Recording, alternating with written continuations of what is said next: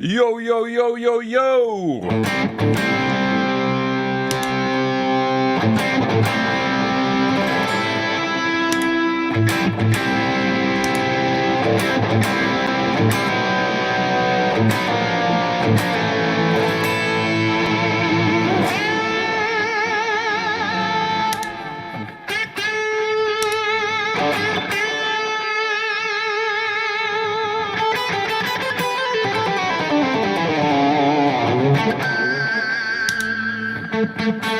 So what box is this? What fine box is this? I'm gonna screw up the name of it, but it's a new CKK boost. It's this one. I believe it's called the SHXC. I hope I've got that right. I can't remember the combination of letters of the name of this pedal. But anyway, this is number 003 that was made. I'm just finishing a video demo for this. This is from my friend Wu over in China, and he's a Marshall nut, and he's a total guitar pedal and amp nut. You know, he makes the Simvertech pedals as well. CKK is like the sister company. And anyway, this is it's based on a Centaur, but he basically listened to the Klon, and then he went in and he tried to surpass it, I think is what he did. But it's got a great sizzle to. I love a Centaur. It's my favorite pedal for lead boost, so and you can hear what I like about it, because this is basically super clonny.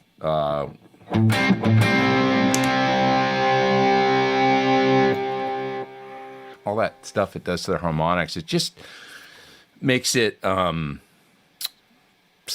just makes it scream. It makes notes, you hear it in the single note, without it, and with it. And as soon as you've got some volume going, your real cabinet and all that stuff, it's a wonderful thing. So anyway, video for that will be coming out probably tomorrow or Tuesday. Yeah. Are you still using the Unobtainium? Yes, I am. And I tell you, the Unobtainium is fantastic. It's the pedal from Crazy Tube Circuits, because it's also got that other side. So it does the Klon thing beautifully, and then it has the steel string singer or overdrive special sort of ish side to it. You can pick which voice you want. Got an iced coffee today. Why not? Delish. And I ended up using that side, the Dumbly side of the Unobtainium, quite a bit on tour. It's a great, to put in front of a clean channel and make it fatter and slightly driven, but just you can still roll the volume on the guitar down to 7 or 8 and you're clean, but it's fatter and there's more mids. Unobtainium's wonderful. They stack great, both sides. It's really good. So. Being overwhelmed by YouTube people reviewing PRS DGT SE. Have you tried one?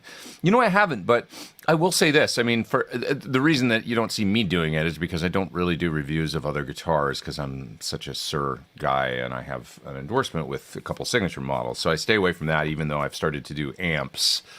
I stay away from guitars because I just feel like, it's the guitar. I love my signature guitar, which I'm playing right now, and look at that thing. Why wouldn't I love it? Oh my God. I still love garnet red on this guitar. It's just the red is just, to me, I don't know. I love red guitars. I loved red guitars from the time I was a kid. My first guitar was blue, and they made a candy apple red one. It was a Hondo Strat, and I always secretly, when I opened it on Christmas morning, I was like, oh, it's the blue one. Well, it's awesome. It's a guitar, and I love it. But it was like I wanted the red one, really. So maybe they didn't have it in stock or something when my mom went down and got it for me when I was a little kid. But anyways, so you asked me about the PRS DGT SE. Having said what I said, I don't really do reviews of other guitars, and that's why you don't see me doing it. But the SE stuff is good, for an inexpensive, and the reality is we don't even really make something that competes in that price range, Sir guitars. So they did it right. I was very skeptical when they first came out because, kind of boutique brands, which PRS was and kind of still is, but they've successfully made that transition into making a good quality, high quality, lower priced instrument that I feel like is really good quality. I've played a few of them, and I feel like they're really good for the dough. So I don't feel Sir would mind you reviewing guitars well below Sir price range. Well, I've never bridged that, even attempted to bridge that gap, but I just feel like my guitar relationship with them is so good that I don't even want to go there, to be honest. And there's enough, now that I've opened up to doing some videos of amps and stuff, I've got enough on my plate, I don't need to look at guitars as well. I really don't. Between amps and pedals and all the other guitar gear that's out there, there's so much stuff to do. That's honestly the way that I feel about it. But anyways, I will say that I think they're really quite good. From I haven't played a SE PRS that I wasn't like, this is a good guitar for the dough. Like even beyond the dough, I feel like they're really quite good. There's a part of me that feels like say with the Mayer version, like I'd love to. There's probably YouTube videos. Probably people have done this already. But is there YouTube videos or comparisons you've seen of the SE to the US made one? Because there's part of me that feels like, well, for a Strat style guitar, bolt on, like, is it really that much different or better? Like to get what's the difference between, maybe some of you guys know more than me, is there a hardware difference or a pickup difference? I mean, if they're made out of the same wood and it's a similar, maybe it's just as good. I don't know, but, yeah, maybe you guys can offer some insight into that. Maybe some of you guys out there even have one or have done the comparison. Yeah. So yeah, let's see, what else we got here? Nice vocals on the video, says Steve. Thanks. What mic do you prefer live in the studio? I'm not there I go. I was self-deprecating already, but I don't feel like I'm like I sing enough to have. I was gonna say a good enough singer. I'm all right, but I have a Slate M1 here, which is their modeling mic, and that sounds really good to me if I use it on the maybe the U67 or the C12 setting or something. They sound really good. I have a what's the other mic I have? A Mojave MA 200, I think, the tube mic. It malfunctions sometimes, but it is a good sounding mic. And I remember Chris Cornell got one of those actually on my recommendation. I turned him onto it, and he wanted an alternative to his U67, and he went and got one. And I remember him saying, like, this mic holds up to my U67 like every bit as good. Like it's just slightly different. It was a little more modern sounding, I think he said, or something. But he really liked it. And I remember an engineer that used to be Glyn John's second engineer is the one that turned me on to the Mojave MA200, and he really liked it.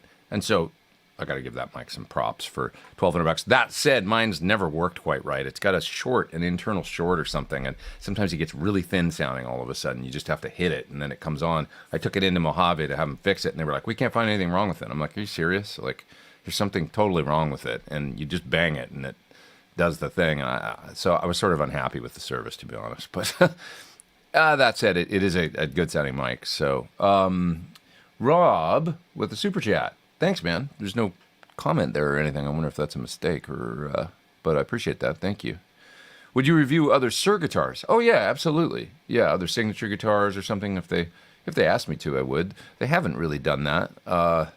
Although I did do videos that I still send people to about, when there's a tone wood argument. I did do videos for Vintage King comparing some Sir guitars that were of the exact same spec but with different woods.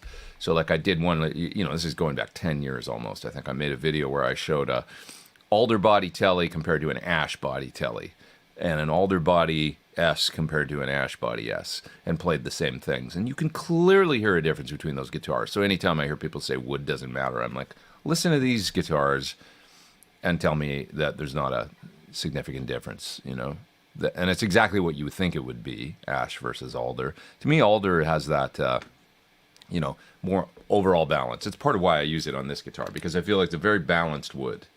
The sound of it is just balance. You want a good middle ground. Alder is great, and weight and everything.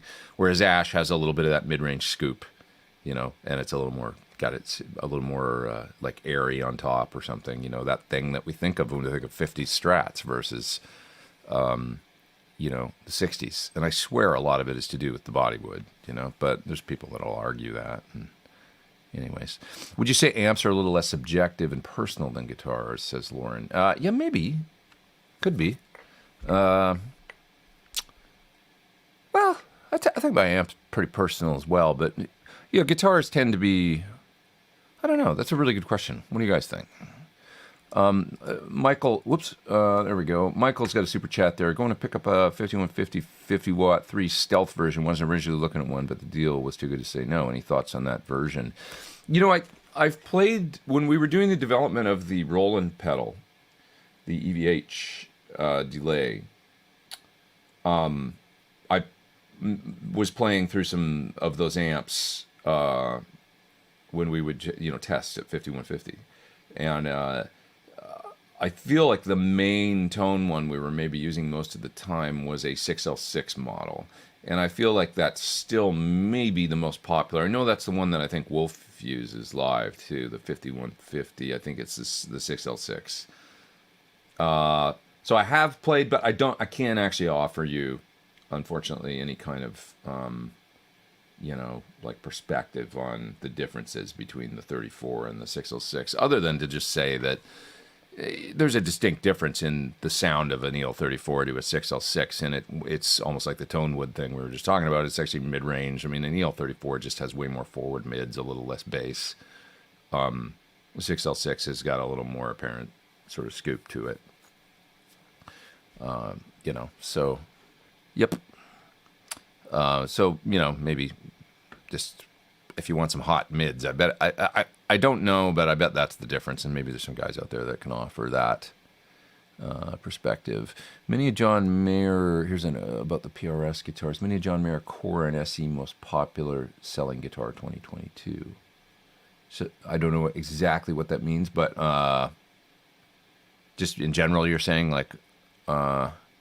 Oh, this is interesting. The Mayer SE is Poplar instead of Alder. Okay, that's interesting. I mean, Poplar really close. My memory of, you know, when I was learning about woods is that Poplar was a close, you know, cousin or whatever to Alder, basically. Not as pretty for see-through finishes. Poplar has a slight green kind of thing to it, I think. That, you know, when you stain it or whatever, it is a little bit less going on. But I think tonally, weight-wise, and everything, they were supposed to be similar, you know? I think the original, because it's always got to come back to Van Halen, I think the original 5150, you know, the 5150 was Poplar, I heard. The Kramers that, you know, when they started, you know, getting Eddie guitars and stuff, and he started using, I think the main 5150, I believe, is Poplar, so... will there be a new cabinet for the PT50? You know, I feel like we got cabinets kind of covered. I might want to do a different speaker, possibly. But I feel like between the horizontal 212, which is really nice, I love that cabinet, the side-by-side one, you know, which is great, mate to the 15, and what I mean by that is the diagonal, that we made with the PT15, that cabinet, and then we've got a 412 as well. I feel like we kind of got it covered, and between those cabinets and maybe just choosing some different speakers, I don't really think we would need, you know, a different cabinet. I love our 212, the horizontal 212 that originally we developed with the PT100. It's a great sounding cabinet, and, you know, maybe because it's a 50 watt, slightly lower power, maybe we could offer a true 25 watt greenback 212 or something, or maybe a different speaker. Not really sure. I want to experiment a little bit with speakers, actually, but not to say I would ever do anything outside of, you know, Celestion necessarily. Have you guys ever tried the Fanes? Has anybody out there tried the, I believe it's the F25 or the F60 or F70? F70, I think it's called.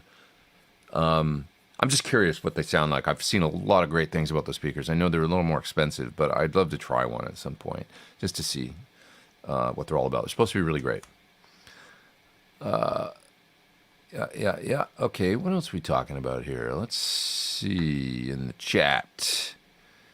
Ben Tom says, I missed the beginning. Well, you're here now. It's okay. It always takes us a while to get going here, you know. It's all good. It's all good. Nice to see you. Nerd Halen is there. in the chat. Can't find a Musicom Labs parallelizer for $2.99 anywhere. Anyone want to sell theirs? You know, I don't know. They're a little not so great on their distribution in the U.S. Musicom Lab, as great as their products are, and I'm a big proponent, big supporter. I use their, you know, what is it, the Mark 6 now switcher on my board. I'm looking at it right now, and I have a parallelizer as well. I love their stuff, but they're a little tough to get. You may have to order direct from, you know, get from overseas, but it's worth it because they make great stuff. So I was talking about that with somebody this week. Like, maybe what about trying to help them out with some U.S. distribution because they make such good stuff. Haha. Yeah. My knees hurt says, mic'd my drums yesterday. Cheap Amazon mics works better than my 57. Hey, whatever works. There's no rules out there. There's no rules. There's no rules. Here's a super chat. I'm sure you don't need my cash, but token of appreciation. Thanks. Hey, we always need to get new coffee around here. Actually, what we need to do right now, part of the reason why I'm drinking coffee from somewhere else is we need to descale that machine in the other room. Because anybody ever have problems with the coffee not tasting so good anymore on their expensive machine? You know what I'm talking about?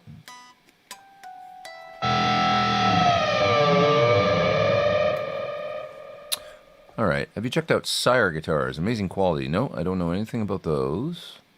So much gear, so little time. All right. I'm moving pretty fast through the chat today. Maybe it's the coffee.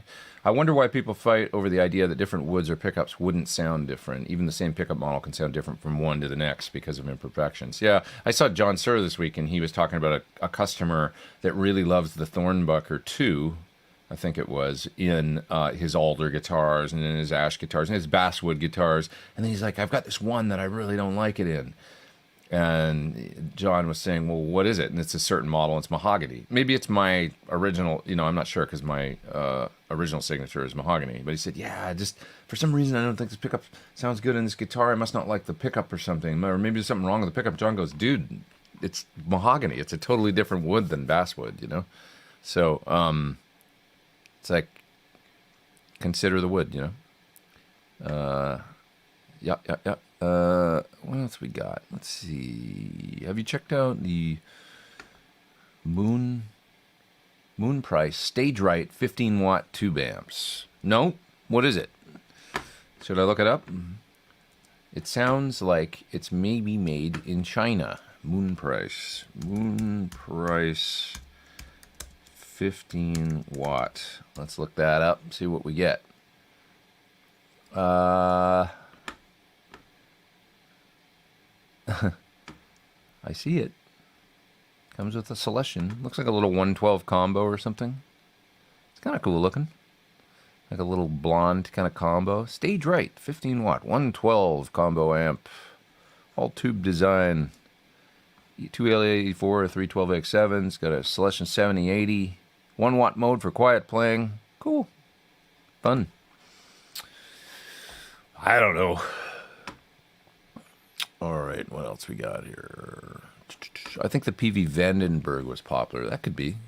Yeah. A lot of guitars, 80s, I remember popular. Before basswood kind of took over, it seemed like poplar was the... Basswood was the new poplar. You know, it seemed like once Ibanez came in and started making gem, or not, yeah, I guess gems, but also RG 770s or whatever they were called, 550s, you know, those guitars were all basswood, and then it seemed like basswood really kind of gained popularity. Jake E. Lee's signature Strat is popular. Is it? Both, because I know there's a overseas version and there's also a American-made version. Are they both popular? I don't know.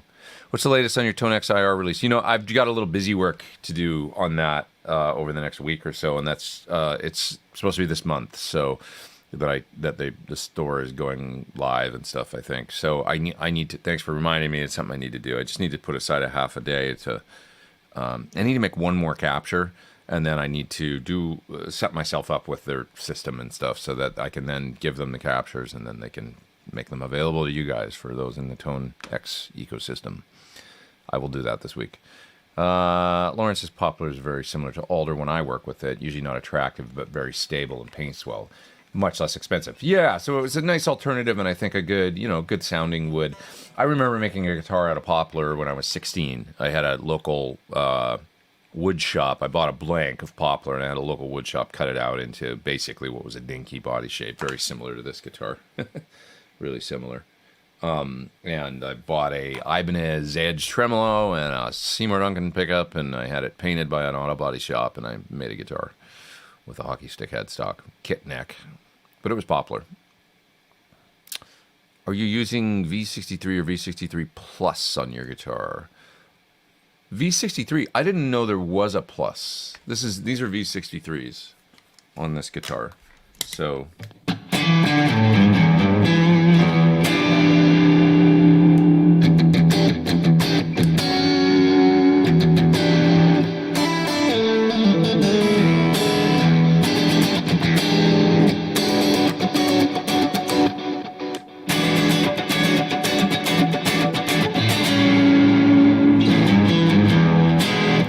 Strat I need. Sounds great. These are V63s in this guitar, which I believe was the old Landau Classic. When he used to have a signature pickup with Sir. It's basically the pickup that evolved into that. Big Boss says he owns an F70. How is it? Tell me about the speaker. That's the. It's a Fane speaker that I'm curious about. Yeah. What else we got here? Let's see. F70 is like a Super G12H75 with smoother highs. Oh, so it's a little less greenbacky. I would love to try the closest thing they make to a greenback, which I guess would be the F25. So, yeah. I thought they were supposed to make an H75. G12H75. Got it. With smoother highs. Well, that sounds interesting, actually. Do they make another F60 or an F70? Isn't there one that they make that's like a high power greenback? Basically, like small magnet, in other words, like 35 ounce or whatever it is. Is that right? As opposed to 40? Yeah. Beato did a speaker comparison video. The Fane sounded dark and lifeless to my ears. Interesting. Maybe it was just miking or something. I'll give him a listen on that video. He knows how to mic amps and stuff. Good old Rick. Do you ever try the Sheffield 1200s? I did back in the day. I had a cabinet with those speakers in it, actually, for quite a while. I had an original block logo 5150, and I had a cabinet with those in it that I used to use with it. So it was basically a greenback cabinet, greenback style. That's what a 1200 was, Sheffield, right? It wasn't the official 5150 cabinet. It was a PV with those speakers that you mentioned. Can the PT Dyne IRs be used with a Line 6 Helix? No. They're a proprietary format. You could make a static impulse response of them if you knew how to do that. It's not that difficult. And then use them within the Helix. But Two Notes is its own ecosystem, and the Dyne IR is its own. It's not a wave or anything like that. So you would have to make used to be that they had an IR maker kind of little program, Two Notes, and you could spit out a static IR. And when I did the video, originally when I did a video on load boxes and impulse responses, and that'd be 10 years ago, and I used the Two Notes Torpedo to do it and their little IR maker. And then I showed the speaker mic'd and then the IR that I had just made, and I compared them directly. I used their IR maker to do that video, and that you can see that video still to this day on the World Wide Webs and on the YouTube. And that was a wave file that it spit out. I remember that, but I think they got away from that. A wave from that. Sorry, I had to. Went down a Cornell rabbit hole on YouTube recently. Came across you guys doing Black Hole Sun on Live Earth. That was. That's an exceptional performance, I think, especially, on Chris's part. I'm not saying us. That sounds like I'm tooting our horn. I mean, we played the song well, but God, Chris sounds good on that. And he always sounds great, but he sang the crap out of it that night. It was really exceptional. And it was a great show. It was Live Earth. It was a big festival in Germany. And I remember it was a short set. We got up and did 5 songs or something like that. It was a fun gig, and we were in good form. We'd been playing a lot and touring a lot at that point, and that I'm really actually proud of that particular performance. It's a great representation of what our band sounded like, especially when we were on a really on day. I thought we really, I'm proud of that. I'd show that to anybody and say, look, we did this music justice. We played it properly and with the right attitude and stuff. And Chris just sounds so good on it. Check it out if you get a chance. Musicom Lab is also difficult to obtain in Europe. That's interesting. I guess he's got to get his distribution together a little better because he makes such good stuff, He really does. So, it deserves good distribution. I've used it for years. So, yeah. Yeah. Is there hard water in LA? That's an off-topic question. I'm not sure, actually. I guess so. I guess it is. It's not soft like, when you go to those hotels and they use water softener and then you use the shampoo or the body wash or whatever, and then you're like, why can't I seem to get this off of me? We don't have that here. Must be hard water. That said, LA's it's like I think Pasadena water and LA water and Santa Monica water and everything. It's all different, because it's so many. LA's a big mishmash of different cities put together, and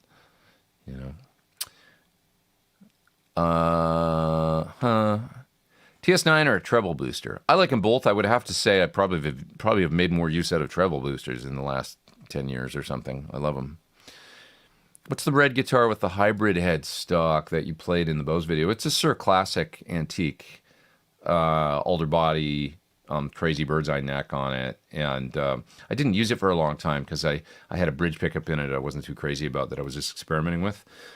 And in that particular guitar, it just sounded a little harsh. So recently I had it switched to a Thorn 2, and now I love it. Do you do any Skype lessons these days or too slammed with other work? I don't, but that actually brings me to a little juncture here where I'm going to ask you guys, I think I'm going to finally get the Patreon thing going.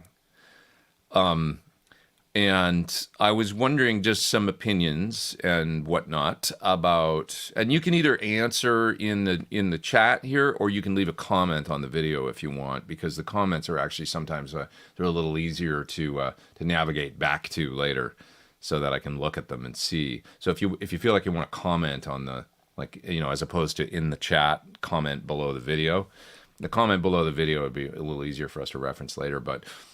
Just some ideas of what you guys would want to see. There's a lot of people doing guitar lessons on Patreon, and I feel like people come to me for a slightly different thing when they ask me questions.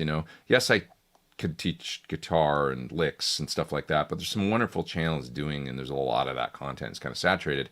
I feel like most of the questions that I get from you guys are a little more, yes, there's the gear stuff, but I also get a lot of comments in my videos and questions about, can you please make a video about your production process or about how you write these tracks? And I feel like that's a less sort of explored, avenue as far as, instructional video and stuff on Patreon or YouTube or anywhere else. And it might be something of more value, that I could offer, like how to develop a melody or how to, we get a lot of questions about drums and bass, how you, build your songs and, what do you use, like from, the technical, nuts and bolts production gear or software-based stuff to a little more esoteric songwriting out in the ether sort of stuff, So there's that angle, and then also, probably I would just do something similar to this format, but occasionally, but a little more pared down, where it's like a smaller group, a little more one-on-one seminar kind of, maybe with a topic, limit the amount of people, so chats and kind of a little more one-on-one kind of consulting, I guess. And then, of course, the other thing is these tracks. There's tons of tracks. There's so many tracks I've done for all these videos. And making those tracks available, as little songs that you can basically download or, you know, so you can keep, or also the option of maybe having a tier or something where you can download them as jam tracks with no lead guitar, so you can load them in a phrase trainer and jam along, that kind of thing. So those are some of the ideas I have, but you might have other ideas as well, and I'd love to know some of them of what you'd want to see from me. Yeah. So let's feel free to comment on that, and like I say, you can leave me comments in on the video if you want. And then in the meantime here, I'm going to answer some other questions. Which Sir humbucker would I recommend for a Strat with alder and maple neck at the bridge position? It depends what you want, man. I mean, they make so many good ones, you know. I'm a fan in the lower output pickups. I like my pickup more than the SSV. So any variety of Thornbucker, from the Thornbucker to the Plus to the Thornbucker 2, you know, those are my favorites in the PAF kind of category as far as Sir pickups go. I love them, of course. They're my signature pickups. So if you want something PAF to hot PAF, look at those, and they will work great in your guitar. Just depends on the color that you want. If you want something with a little less mids and a little more just open, that, you know, blends really well with single coils, is not that hot, get the original Thornbucker. You want something with just a little more heat above that, the Plus. You want something a little more Eddie Van Halen. It's a little softer on the top end and a little bit noticeably hotter, while still being on the upper end of PAF output, the Thornbucker 2. If you want to get into other pickups, the what is it? What are they? Now I'm forgetting the name of them, but the hottest one, the HSH or something. God, I forget the name of the Sir. John has the really hot one in his guitar, in his signature. John actually has a signature model, for those that don't know. So I'm just going to look up the names here. I quite like the pickup. I mean, it's a little JB-ish, you know, and for somebody that wants something like that, I think it's a really, really good option. It is a really, really fun pickup to play. You know, when you just plug in and you want a lead tone, it's pretty killer. So, okay, I'm looking here at the humbuckers. DSH, SSH, single screw hot. Yeah, I guess it's SSH. That's the pickup. So SSH are the hotter one. SSH plus bridge is the... that's a 12.8K, or the Plus bridge. SSH Plus, right. SSH Plus, this is the hot one that's kind of JB-ish to me. It's got an Alico 5. It's 17K. It's going to be mids, and, you know, for lead, it'll probably split really well. But, you know, I played that pickup a little while ago, and I really quite enjoyed it. I thought it's cool. Now, they make an SSH as well. That's 12.8K. So that's, you know... those are. I would probably pick between one of those two if you didn't want a, you know, the PAF-y one. Because if you're going for it and if you don't want PAF, you might as well go to at least the 12K one, 12.8K, either SSH or SSH Plus for the 17K, and that'll be the full JB kind of similar. You know, they're both Alnico 5. And you know, Alnico 5 tends to give you a little more clarity and stuff when you're getting into a pickup that hot. I like the custom thing, the Van Halen 14K thing, but you know, they're going to be a little darker, and well, it's going to be a gain pickup for sure, mainly. If you want a little more cut in your lows, you know, while still being hot, and a little more clarity on the top end, the Alnico 5 is nice, and that's where SSH Plus probably comes into play, I would say. Okay. Here's my question on the Fanes that I posed to you guys. A pair of the Avatar M65 Fanes in a 76 high watt cab. That cab probably sounds great. So Canadian of me. Yay. I'm using, they're mixed with two original 76 stamped high watt Fanes. They sound great, but they are greenbackish. Yeah, that was my sort of take, is that these are going to be a little more Celestion-y than original Fane style, right? So, what else we got here? Let's see. I just descaled my coffee pot with white vinegar and distilled water. I had to do it 5 times before the water was clear. That's it. This is totally off topic. We're skipping around everywhere today, but I went there about the coffee. So when you do that, do you scrub the inside with the white vinegar? How do you get in there? Do you use like a brush or something on the inside? I could probably stand to do that to my regular coffee pot for my drip coffee maker. Okay.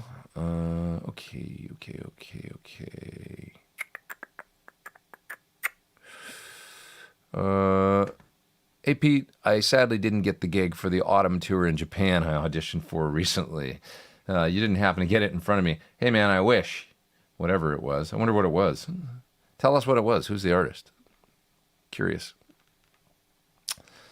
Just got a new brand new Ibanez GS100 new guitar day. I like the Joe Satriani Ibanez. I wish it was 22 frets, but other than that, I like the neck on them. It's a little more like the neck on my guitar, a little more like a fuller C than the Wizard style Ibanez necks and stuff. And I think they're cool looking. You know, the Joe Satriani. It's a neat guitar. That's the one Ibanez that I'm not like a huge fan of. You know, I'll just say the other ones. Just it's not my thing. But that guitar I've always liked. His particular. There was a shortage of alder. We were talking about alder versus poplar. Alder in the late 80s, apparently, so many builders used poplar instead, like Jackson Soloist. Yeah, it became quite popular. Sorry. Yeah. Any thoughts on the G12H 70th anniversary? They're really edgy to me. The regular anniversary G12H. For whatever reason, they're really bright. That's what I think. So it's not my favorite. They made a Heritage H55 that I used for years. So it's more like the Hendrix, bass cone G12H30. That speaker sounded really good to me. And they also did a 75 hertz version of that speaker in the Heritage line for a while. And I remember liking that too, although I never used them in a cabinet or anything of my own. But they both sounded better than the anniversary one, which I've never really bonded with. I'd much rather just use a regular greenback. What are my thoughts on the Floyd Rose NFT trim? I haven't seen that. Is that a like a version he's making that's like a, let me see. Is that non-fine tuner? NFTs. I was thinking about NFTs. I was like, what? Pretty good. I have one-on-one guitar. There was some issues with the knife edges when I got mine, but I hear they've kind of rectified that now, that they've done some work on them. But the knife edges needed some polishing, and luckily, John Suhr is kind of a genius, and having a guy like that, he knows all the ins and outs of you get a bridge and you're like, these knife edges ain't gonna do, and he knows that, and I wouldn't know that from looking at it, but he does. So he'll get in with a Dremel and polish them and stuff and make them really sharp. And that could be something that, you would get a tech to do, I guess. But that bridge had that issue when we got it. I put it on on a Suhr Classic, and I used it a little bit. But it's not, I don't know. Yeah, it's a pretty cool bridge, but I would rather use the Wilkinson that I use on my guitar, to be honest. This one, I feel like this has all the advantages, but maybe sounds, it's easier to string. You don't have to cut the ball end. To me, it sounds a little better, like a little more like a traditional Strat bridge, a string through the block and everything makes sense, right? So, not a bad bridge. If you use it on a guitar with a great nut and locking tuners and no string trees and stuff, you could have a good result with that Floyd, I would think, I sort of feel like if you're going to do that, though, if you're going to go Floyd, just go Floyd,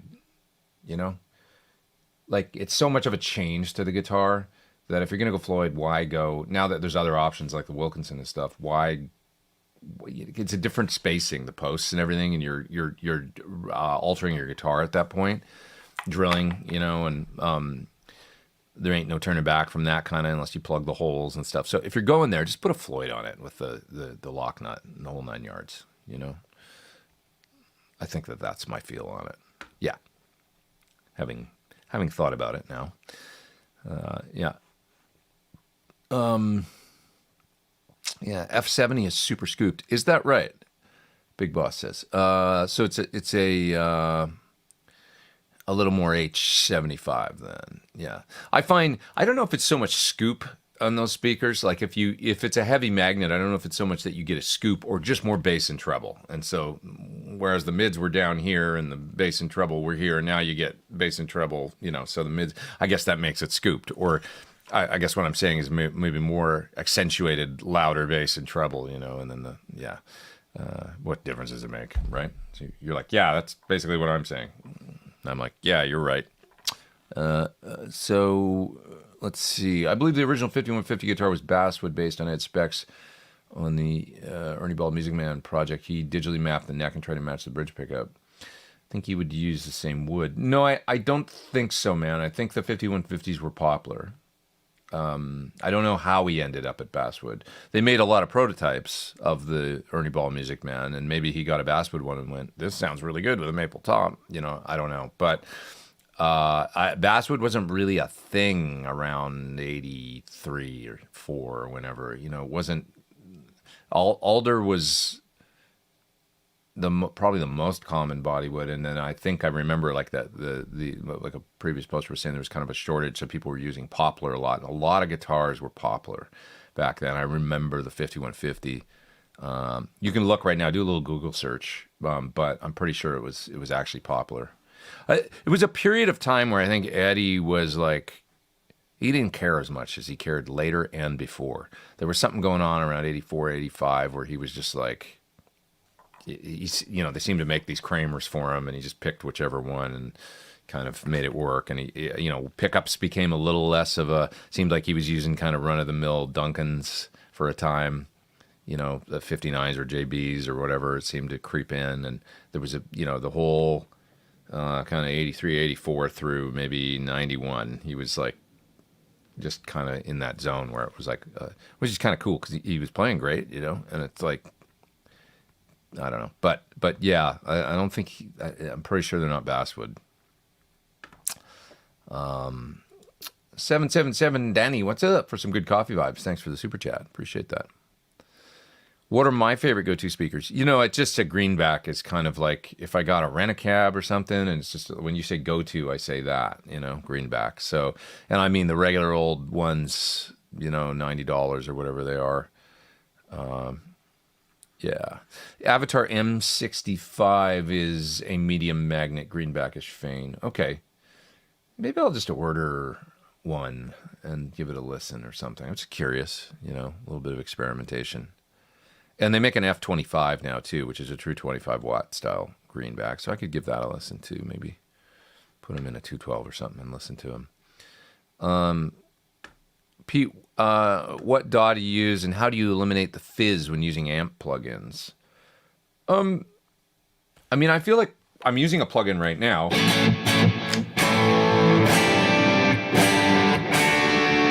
Do you hear that as fizzy at all? This is my plugin, PT100 plugin. I think it sounds pretty great, pretty warm, and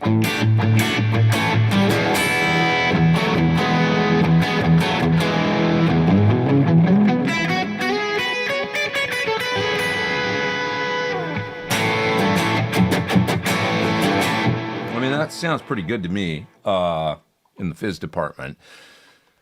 If you need to eliminate fizz, many times with IR loaders, they'll have a high and low pass filter, and you can just use the low pass and just bring it down to like 9K, 8K, until you start to hear that stuff go away. But I don't generally do that. I'll try and get an IR and an amp plugin that I just basically like the sound of, and that sounds really good to me. So, yeah. It's all down to the plugin, I guess, really, in the IR you choose. Yeah. I put a Thorn Bucket 2 and a V63 into a Charvel HT Sandemus. Sounds great. That's awesome. I like that. Better than what was in it? You like it more? What are my thoughts on Nembrini versus Amplitude plugins? Well, it's funny because this is actually a Nembrini plugin. They worked on the development of the PT100 for Brainworks.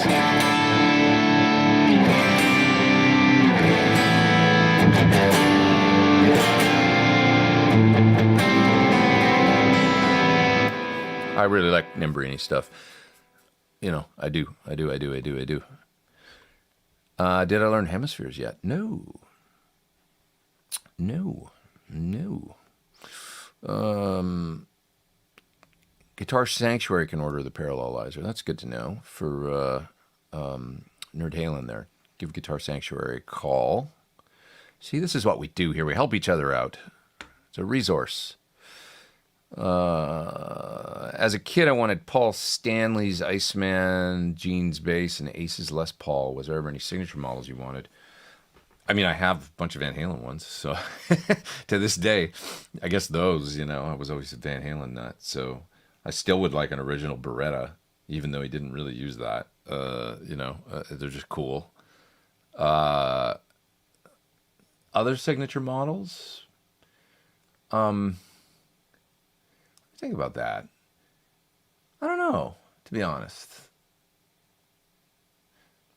I remember there was a time in the 90s when I was a big Ty Tabor fan, and he had a Zion guitar, and I was like interested in that. That's obscure, right? Kind of like we don't think about Zion really, but does anybody remember them?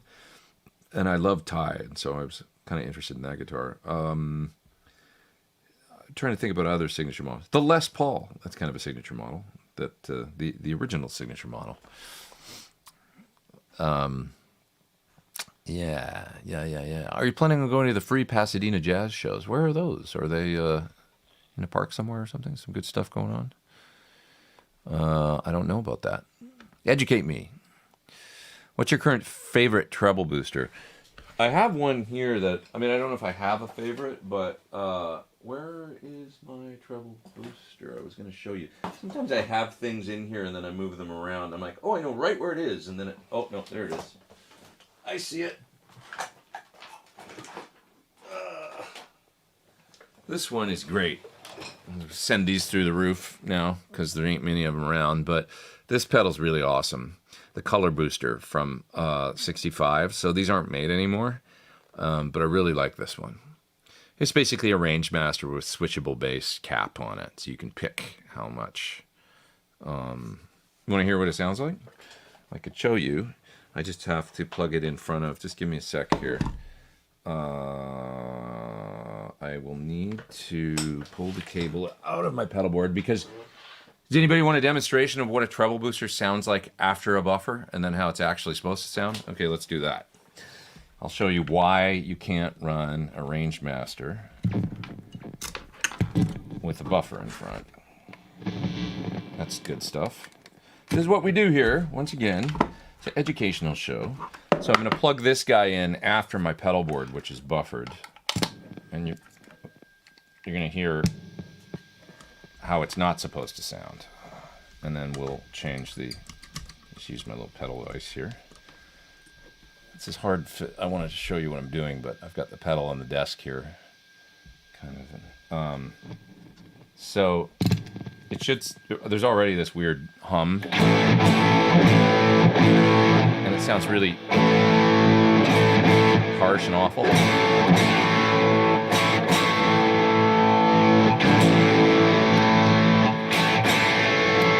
This is with the bass cut.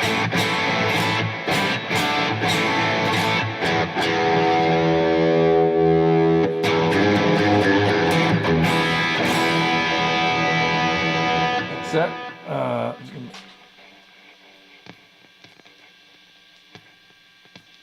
Yeah, so there's a buffer on. And just kind of hear the top end. Okay. Let's now eliminate the buffer.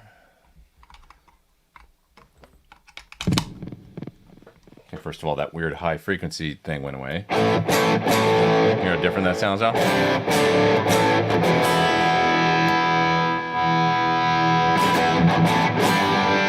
And now watch when I roll down on the volume.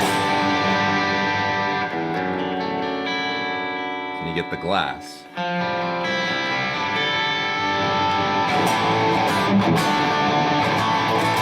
So when the impedance goes really low due to a buffer or something, the pedal gets all this high end in it and sounds terrible, and it doesn't clean up at all. And so part of what's going on with the, it just doesn't sound right. It's like the frequencies get all off, and it sounds really out of control and not great. And then when you run just the guitar into it, the high impedance pickups, it sees the impedance it's supposed to, and all that high end, that awful high end, goes away. And you get that nice mid-range. It's really like a mid-boost in a way.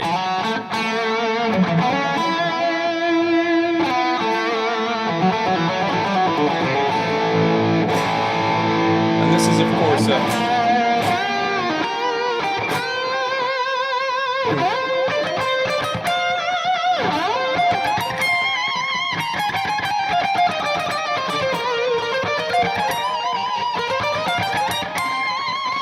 right, and you get that sound, and it's just a right in there, 1K and at 2K, almost like a stuck wah, just in the perfect range. And that's the beauty of the treble booster. Your sound just sings and cuts through, and it works perfect with a guitar speaker that has a limited frequency range, and sounds like magic. And then when you roll the volume down, maybe use this position, you get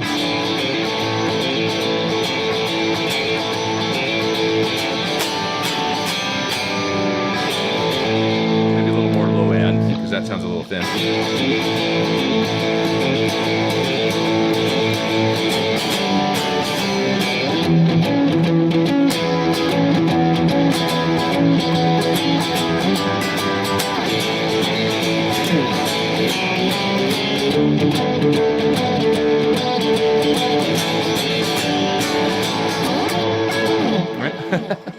And you get that, that's what Brian May, I mean, he lived in the, on the volume control, like never really on 10, because, I mean, he had so much gain in his sound with the treble booster and a fat AC30 on the normal channel on 10, which is darker than this sound that I've got going right now.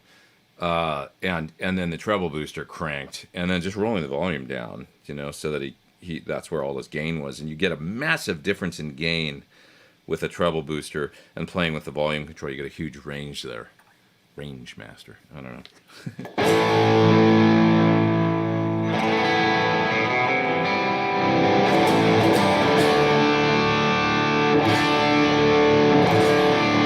It's almost like a tone control too. I mean, it's like, right? And it's a really great, you just get, it's just so cool. I mean, it's like once you try it, it's addictive, and you kind of can't get away from it. But anyway, the question originally was, what's one of my favorite treble boosters, or my favorite? And this really does it. I mean, these are great. You can see this is the position I usually use on it, which is the second from the thinnest. This control controls the amount of bass. And the other ones get a little too bassy for me and get away from what the pedal's supposed to do. Because the original Rangemaster doesn't have that control, and they're really pretty thin. They don't have a lot of bass in them. So with this switch, you can now switch this cap that allows you to change the amount of bass that's in the pedal. And so you'll hear me switch it. Right? Now that's in the third position. It's too much bass. Right? It turns into a fuzz almost or something. But the second position's pretty great.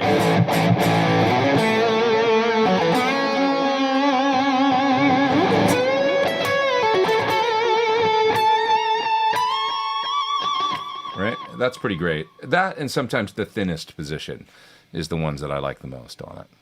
Yeah. There's lots of them out there, though, that are made. It's not like you need to search, they're all really pretty similar. And, you don't need to search that hard to find a great treble booster these days, I don't think. There's some good ones out there from different. Look at the throwback stuff, and there's that Naga Viper one from... I'll show you one right now. I'll unplug this one, and let's see here. I'll plug in the CKK pedal that I just had right here one more time, and then I want to show you my Unit 67, which is a pedal that I've had on my board now for quite a while, from the heck's company? Treble. And it has a good sort of Rangemaster sound in it, but it it doesn't seem to react as poorly with a buffer in front. So I use it a lot because of that, because it's like a good alternative. Just put this back in. I'll show you what the Unit 67 sounds like, doing a kind of Rangemaster sort of thing. It can't be a true Rangemaster because it tends to not work well with buffers. But I plugged something in wrong. Sorry, one sec. Under my desk here, looking for the input for the guitar.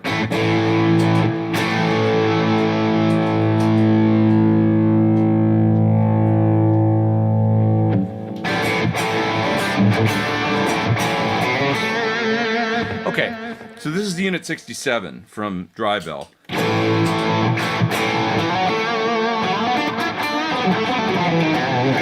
Kind of does that Rangemaster thing. But, you know, it's a little... It at least has that mid-range peak, sort of. That sounds pretty good, you know. It kind of gets you there. Not quite as vintage and cool as this for that sound, but you could use it with a wireless. You can use it on a board with a buffer, and it does more. It's got compression in it and stuff.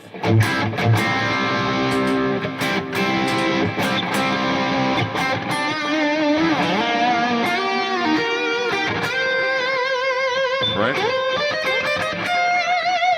It's a little more polite sounding.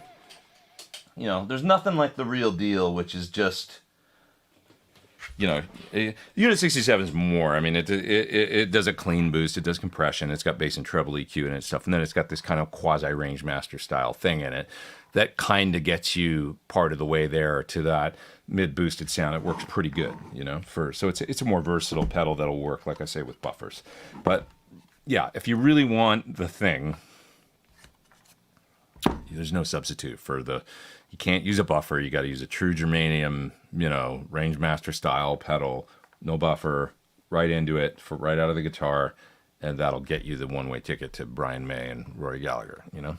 Have you ever played with Billy Sheehan? Yeah, a couple times. I was thinking the other day, Breaking the Law came on the radio. We played that once for some reason at the Viper Room. I don't remember why, but we did, like what the event was.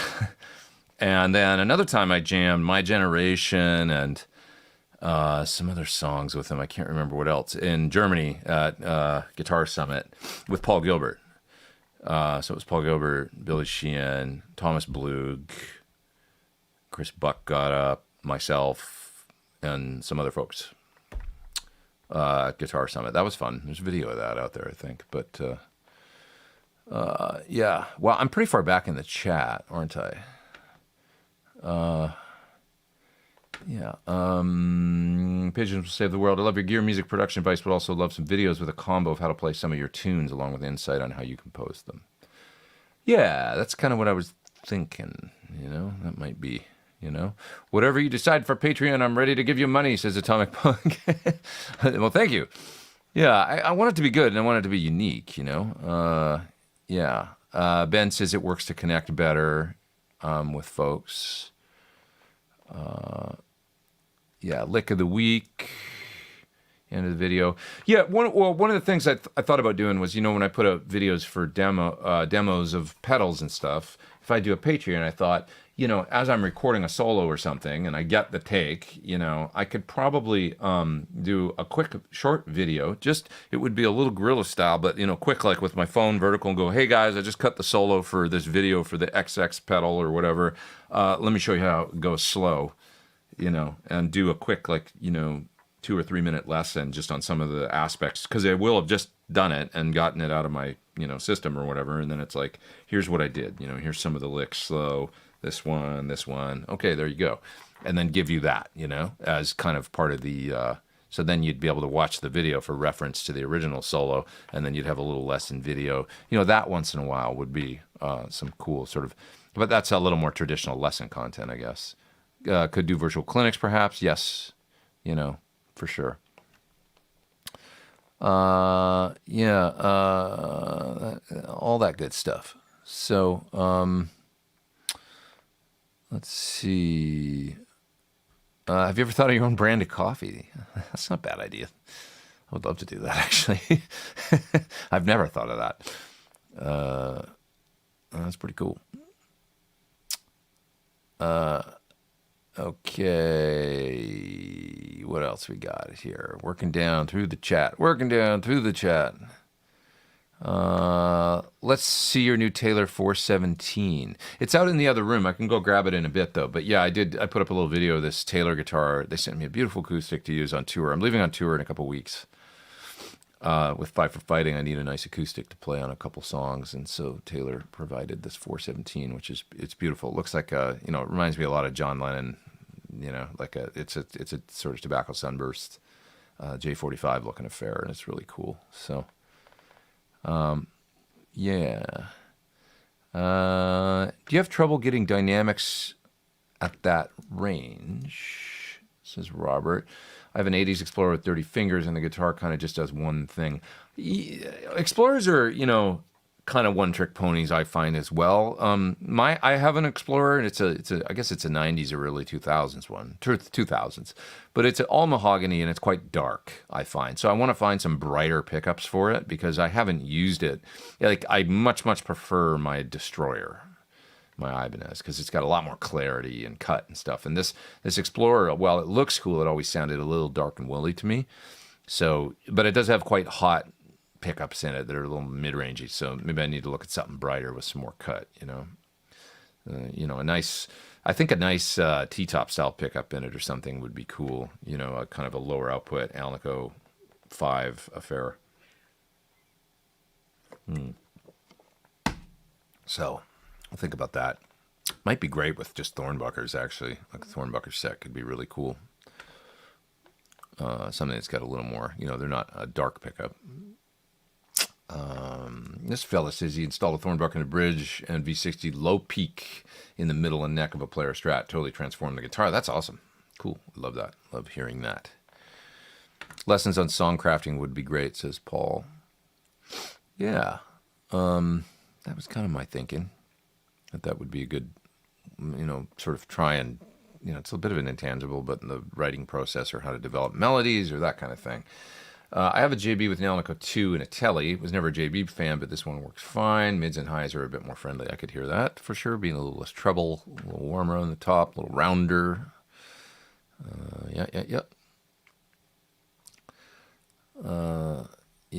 Christian says, I'd participate in a Patreon subscription. Maybe some streams on topics about when to obsess versus when it's good enough. That's a good point. I like that topic. Setting up for live VS Studio. Does that mean virtual studio? What's VS Studio versus? Being awesome all the time. I like that. Thank you. That's good spitballing, Christian. I appreciate that. Thank you. I like the when is it the, obsessing versus when is it enough. I think probably a lot of people think I would obsess more than I do. Like I tend to get a sound fairly quickly and then go, okay, let's cut. And then occasionally I feel like it bites me in the ass later. I'll come back and go, I got to spend a little more time on that. It's a little aggressive in the highs or something, But I like to get things done, Yeah. Let's see. Do you find a big difference between impulse responses in sound and quality? Yeah, I mean, it's all over the map, definitely. I tend to, as much as I like experimenting with other ones, sometimes I don't like it because I feel like it's a rabbit hole, but I really like a lot of what York does in different companies. I like my signature Dyne IRs I love. Those are a good go-to. The Celestians, I always say, I'll tell you, they just work in like a mix context. You can go and just drop them in a mix and you tend to not have to do that much EQ wise. So they're not super hyped in the bass. They're I don't know what it is. It's just like they're just kind of well done and not in a, other ones you might need to carve a little more or do things with EQ. They could sound good on their own, I guess is my point, like other impulse responses, but on their own is not a lot of what I do. I do, a lot of songs and stuff. So in a mix, just Celestian, they tend to be, you can rest assured they're going to pretty much work pretty well in a mix context of a song. And that says a lot, I think. So Karen says, what power amp would you recommend for a Mesa Studio preamp? Something that is one or two rack in space and size. You know, there's not that many out there anymore, to be honest. But there's a Fryette one rack space that's, I think, probably pretty good for your application. And there's also a one rack space Synergy, which I have right there. You can't see it because it's kind of dark, but it's in the rack right there. Right there, I'm pointing at it right now. And it's just got a volume and presence for each channel, I guess. Is it a volume and presence? Volume. No, sorry. Two volumes and a master presence and depth. That's what it is. That's a nice power amp, the Synergy one, I find. And it'd probably work really well for you, one rack space. Yeah. You know, beyond that, you could get something like an old Moss valve or something if you want to just keep it simple, not deal with the tube power amp. But I think that that'll work pretty well.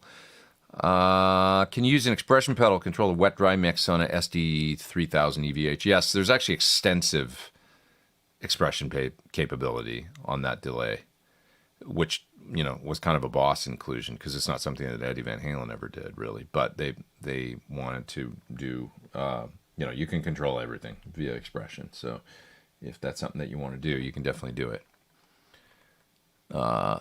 Yeah. What are my thoughts on Mesa Boogie? You know, I have mixed thoughts on Mesa Boogie. I've owned some of their gear that I've liked and used. They've made some classic amps. I think Mesa is kind of like, this is weird, but they're almost like the boutique version of PV amps, where there's a whole bunch of stuff that you just probably wouldn't have anything to do with, and then there's some diamonds in the rough, you know? And PV's like the budget version, and Mesa's the boutique version. They're kind of the original boutique amplifier, but in trying to be a jack of all trades, they got, it's like, what does this thing sound like? Like, that was the only thing about them that, you know, like, you don't have a bearing on, you know, if you're trying to make an amp that sounds like everything. Because I remember in the 80s, I remember that they had the most brilliant ad copy. You know, Mesa's ads read like, oh my God, I need this thing. You know, channel 1 bubbles over with, you know, sparkling highs and, you know, full rich low end that'll make you, you know, whatever, head for the beach because the surf's up. And channel 2 sounds like, you know, brown hits pedal to the metal, and they just, or whatever. Like, they just had this ad copy that was like, this amp has got to be the solution to all my problems. It does everything. Oh my God, it's got it all in 3 channels. And then you got it, like the Mark III or whatever, and you're like, and I know some people that love them, but man, I had one, and it was like, I futzed around with that thing. When you got one channel to sound good, you're like, oh, that sounds good finally. Okay, and then you change to channel 2. Well, that sounds like crap now. Let's try and dial that. And you spend the next 15 minutes messing with the EQ and trying to dial that and the push-pull. Okay, that sounds good. Let's go back to channel 1. Oh, I just blew that out of the water because, you know, so it was a very difficult thing and never very satisfying to me. That said, the original rectifier, you know, and it became the sound of so many bands for about 5 years. It was like, just, and it, whether you like it or not, or whether it's not, it's your sound. It was a sound, and it made a big impact, you know. And the original 2C Plus, you know, had a sound that was, you know, when we think of Petrucci or Metallica, the, you know, different bands used it to great effect. You know, so there's these diamonds in the rough throughout the, you know, I don't mean to say that it was all rough, but I mean, it's like there was a lot of stuff that came out where it's like just a little convoluted, just a lot of models and stuff. There was, remember the Mavericks? Remember the DC-5? Remember the, you know, I had a 50 caliber. Then they did the 50 caliber plus. It's like the 50 caliber was cool, but it ran too hot, and EL30 or EL84s were kind of unreliable at the time, and so they changed it to 50 caliber plus. That thing sounded harsh to me compared to my 50 caliber, which sounded really quite nice with a nice warm lead channel. They switched to 6L6s, and it just lost it to me. So, really, really hit and miss is what I would have to say. That's my, you know, I've owned a lot of their products, man. I mean, I had that Mark III. I had a studio preamp and a 295 back in the day. I had their stereo EL84 20-watt power amp. I owned one of their 12-space shock racks. two of those vertical 212s with the half open back. What did I get later on? A rectifier, 3-channel rectifier. I mean, I've had a kind of metric shit ton of their gear over the years and given it a good shot. So I don't feel like I'm not a hater. I tried, but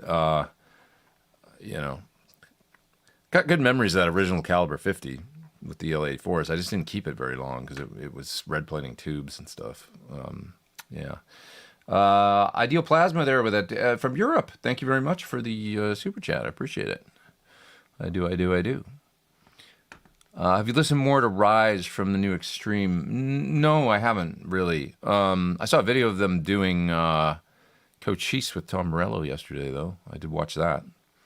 But I haven't listened to more of the record, really, since that original, the video came out for that song and this ripping solo and stuff. Just haven't had time, really. Any tips on the best way to route an H90 with a Tonex? Well, there's a couple different things you could do. With an H90, you've got the ability to have the two processors separate. It's almost like having two H9s. So if you feel like you want to use some things in front, like it's got kind of cool overdrive in it, surprisingly. I actually used one of the overdrive sounds on tour this past, January, February.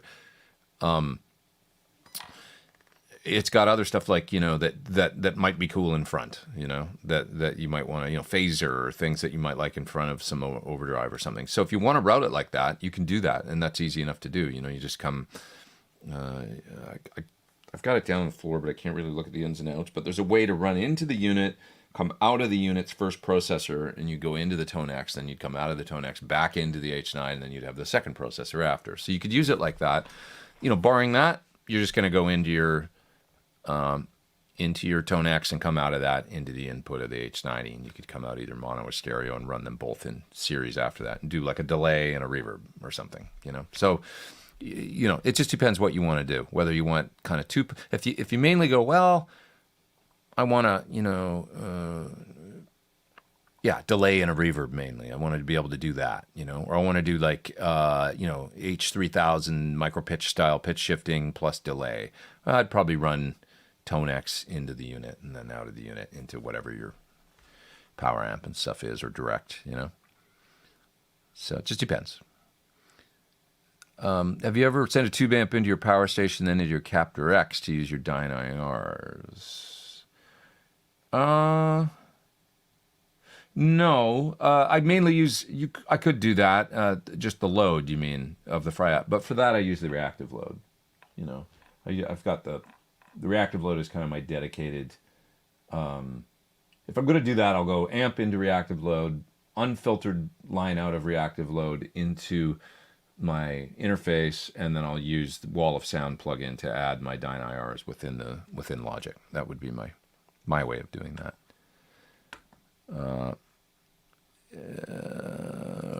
Karen's looking for somebody that can paint guitars, or should I do it myself? I wouldn't do it yourself. I don't really know people that paint right now per se, but there's definitely folks around that can do that. Yeah, give Eric a call at. He works at Grayson's Toontown Music, and he's a tech there. He's a really good tech and friend of mine. Grayson's Toontown is in Montrose. It's north of LA. It's like a subdivision, really. Give him a call and ask him who he would recommend for finishing. He probably knows some people. Let's see. Do you think anyone will ever recreate the Rockman sound into a pedal capable of stereo? You could do that easily, doing a capture in the Tonex or something of a Rockman, and then just use a stereo chorus, kind of like when I did. If you watch my video for the Dimension D pedal, the Waza version, I play Flush for Fantasy in it, and I think I nailed the sound. And it's a Kemper capture that I found on the internet of a Rockman. And I just used some compression before, some compression after, because Steve told me to use two compressors. And I used the Dimension D for the chorus, because I think that's what Steve did. And so there you go. That you don't need to, the thing that's going to make it stereo is something that creates the imaging. So you could use something like a Dimension D and have really killer imaging, or an H90 or something like that, and just do a. Somebody's probably already done it, but you need to do a Tonex capture of a Rockman, basically, and that's not difficult. I don't think you could do it with a Kemper too. Yeah. Okay, I'm pretty far back in the chat here, so I'm gonna try and move down. But Jim says he saw Big Wreck in Nashville last night. That's awesome. I'm sure he was like, "It's Nashville. There's guitar players in the crowd. I'm gonna turn it up a notch." Big Wreck is so great. Yeah. More puns. I like that, Tom. Basswood sounds fishy. Ha! I like it. Okay. How important is a tube amp for good sound? Well, define good and what you're trying to do, and it made me think pedals were the most important. That's very interesting. Okay, Matthew. So yeah, the amp is so important. And I feel like a lot of young guitar players, great guitar players, folks that I know, they visit almost the amp is the afterthought. And they're like, oh, this is something I'm going to, clean sound. I'm going to put it on one, and then I'm going to get all my overdrive out of pedals, because that's what you do, right? And it's like, no, that's not what we did. We used to get all of our drive sounds out of amps, really, It's funny, even watching anybody watch the Noel Gallagher on That Pedal Show? It's a great episode. If you like Noel and like Oasis, I really admire Noel as a songwriter, and certainly they were basic guitar players back in the day, but they did some cool stuff, and like great tones and stuff. And he wrote some great songs, and I really like Noel. But anyways, he talks about how they didn't have pedals. He's like, he had a Marshall valve state, because that's what they were young and poor and whatever back in the day, and he had a WEM amp, one of those, original kind of rare, but, probably bought it. I think he said he bought it for 50 quid back in the day in the video. And he used to run the WEM and the valve state together. And that was the sound of cigarettes and alcohol and stuff. And he demonstrates it in the video. But he's like, we didn't have pedals. Like, it was the sound of the amp distorting, all the distortion came from the amps. We didn't use pedals for stuff like that. And that's what we did. Like, we didn't really, I used around that same time, I had a 5150 block logo or whatever I was gigging with, and I used the crunch channel for crunch, and I used the lead channel for lead, and I didn't have an overdrive pedal.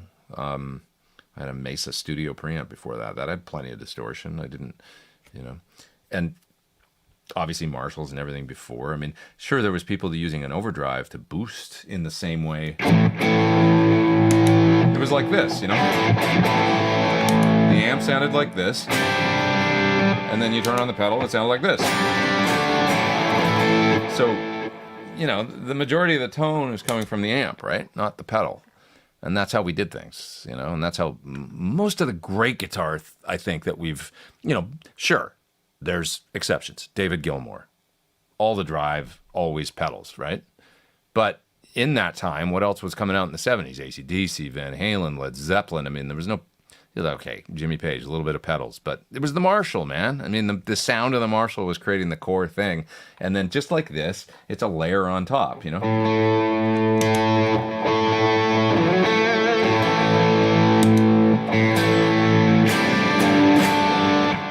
85-90% of the sound is coming from the amp, and then you're layering this thing on top. Okay, sure, Jeff Beck, the Color Sound Overdrive or whatever, or a Rat later, or Jimmy Page with, even fuzzes and stuff. I mean, that's a big component of the sound, but the core amp and the speakers had to shape it was the core thing, and then it was like a layer on top of that of whatever you used the pedal for, So, yeah. What do I think of stuff? This is a great question from Robert. Huge power handling like EVs and JBLs.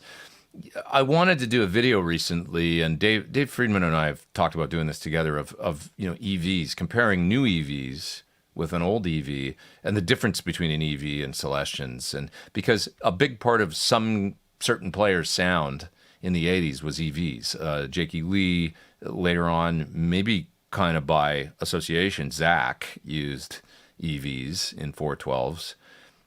There was a number of players that used EVs with Marshalls. you know, and it's like an interesting in the rock kind of. So that would be the aspect that I would come at it from. Like, what does an EV12L sound like compared to, you know, a greenback? Because it's pretty different, you know, pretty different kind of speaker. I mean, we've got a low power, small magnet compared to like a super hefty 200 watt, you know, behemoth. So it's an interesting. Yeah. Lawrence is asking about the sound that I'm running right now, I think, and he says the PT100 was 76 of 77. Yeah, you might have nailed it. Yeah, I'm on. That's right, number 76. Wow, good ears, dude. You win the prize. It's exactly what I'm using right now. Yeah, IR number 76. Pretty good. It's a great, you know, this is just my plugin I'm playing through right now. My PT100.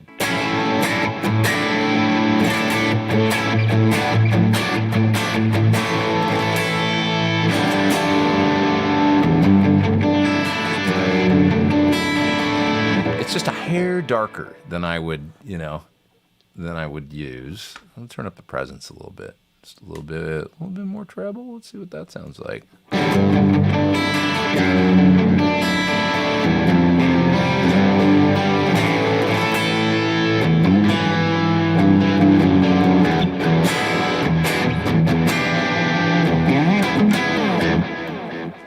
Sounds cool. You know, I like it. It's great for practicing. You just plug in and get a sound like right away and stuff. And, you know. Okay, I'm going to move down in the chat. Moving down in the chat. Let's see here. Where do you go to patches on the H9 Eventide? I don't know about patches. I mean, I create my own patches, but I use the black hole reverb, I use the spring reverb, and I use the earth reverb. That might be just a Hall algorithm or something, but it was a certain patch that I then modified. I use the vintage digital delay sometimes. I love that. I think the rotary is exceptional. So that I really like in it. And the micro pitch, of course, you know, once in a while. That's the main stuff that I use out of the H9. Mainly I've used it for, and pitch, you know, for like actual harmony. I use for certain things, you know, doing actual harmonization, diatonic harmony stuff. Okay. What else? Let's see. Oh, yeah, Yamaha made a tie taper. Yeah, by then I wasn't as interested for whatever reason when that came out. But when he did a Zion guitar, I was interested in that guitar. Yeah, he had a Zion signature for a minute. I was trying to learn. Oh, this is too bad. Some Alan Holdsworth and got tendinitis. You know, you got to rest, unfortunately. I would say, you know, there's some stretches, but you probably want to ask. Okay, before I make any medical advice, you know what I would suggest is that you go to a sports medicine person because they deal with this stuff all the time. So that would be find a good sports medicine therapy kind of place and just go for a visit or two, and they'll give you within one visit, you know, some good stretches you can do, whether they recommend heat or ice or whatever. But also, you know, unfortunately, non-steroidal anti-inflammatory, you know, like ibuprofen can be your friend, even though it's kind of can be hard on your stomach and stuff. So that helped me. When I first got to MI, I think I had a little touch of tendinitis because I was practicing all the time all of a sudden. And I think I developed a little bit of overuse stuff. But ibuprofen actually seemed to help quite a bit. But I don't really want to recommend taking a bunch of ibuprofen. There's another thing out there that you could check out that's a supplement called SAM-E.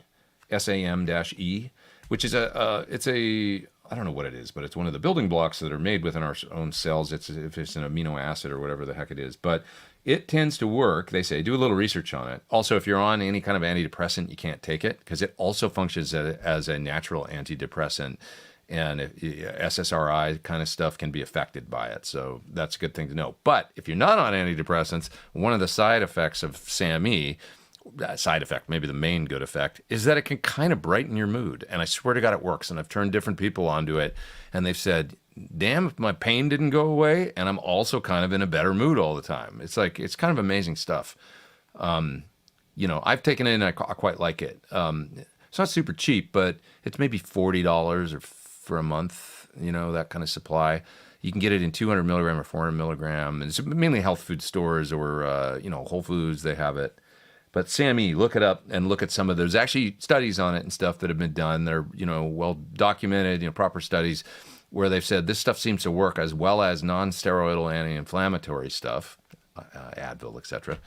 And also can, for depression, seems to have an effect that's similar on par to, Wellbutrin and all this different stuff. So it's just an interesting supplement that you might want to look at during your time when you're trying to kind of, inflammation's the enemy, right? So I like SAMe. I turned my uncle onto it. He had knee, he was taking supplements for like knee pain and stuff like that. And he swears by it. He's like, I've taken it every day since you told me about it. And I love that stuff. Another friend of mine that was a drummer that had some lower back pain, he swears by it. He's the guy that said, damn, if I'm not in a better mood all the time too, a few folks that I've turned on to it that are like, this stuff's really good. Like, it actually works. So, yeah. Okay. I want to see, Chris says, what you think of the M65. That's the Avatar Fane. Probably a bit brighter and more efficient than a greenback, but still in the same neighborhood. Nice if they are paired with more efficient speakers. That's interesting. Okay. Bit brighter. I tend to think of higher wattage speakers generally veering towards darker usually, but I guess there's no hard and fast rule that would, it's just what I've noticed. Like when you go to the lower wattage greenbacks, they always tend to be a little more clear on the top end, and as you get up into the 65 watt versions and 100 watt version, different, they tend to get a little darker sounding. But that's my experience with scumbacks and stuff, teaching me that. Okay.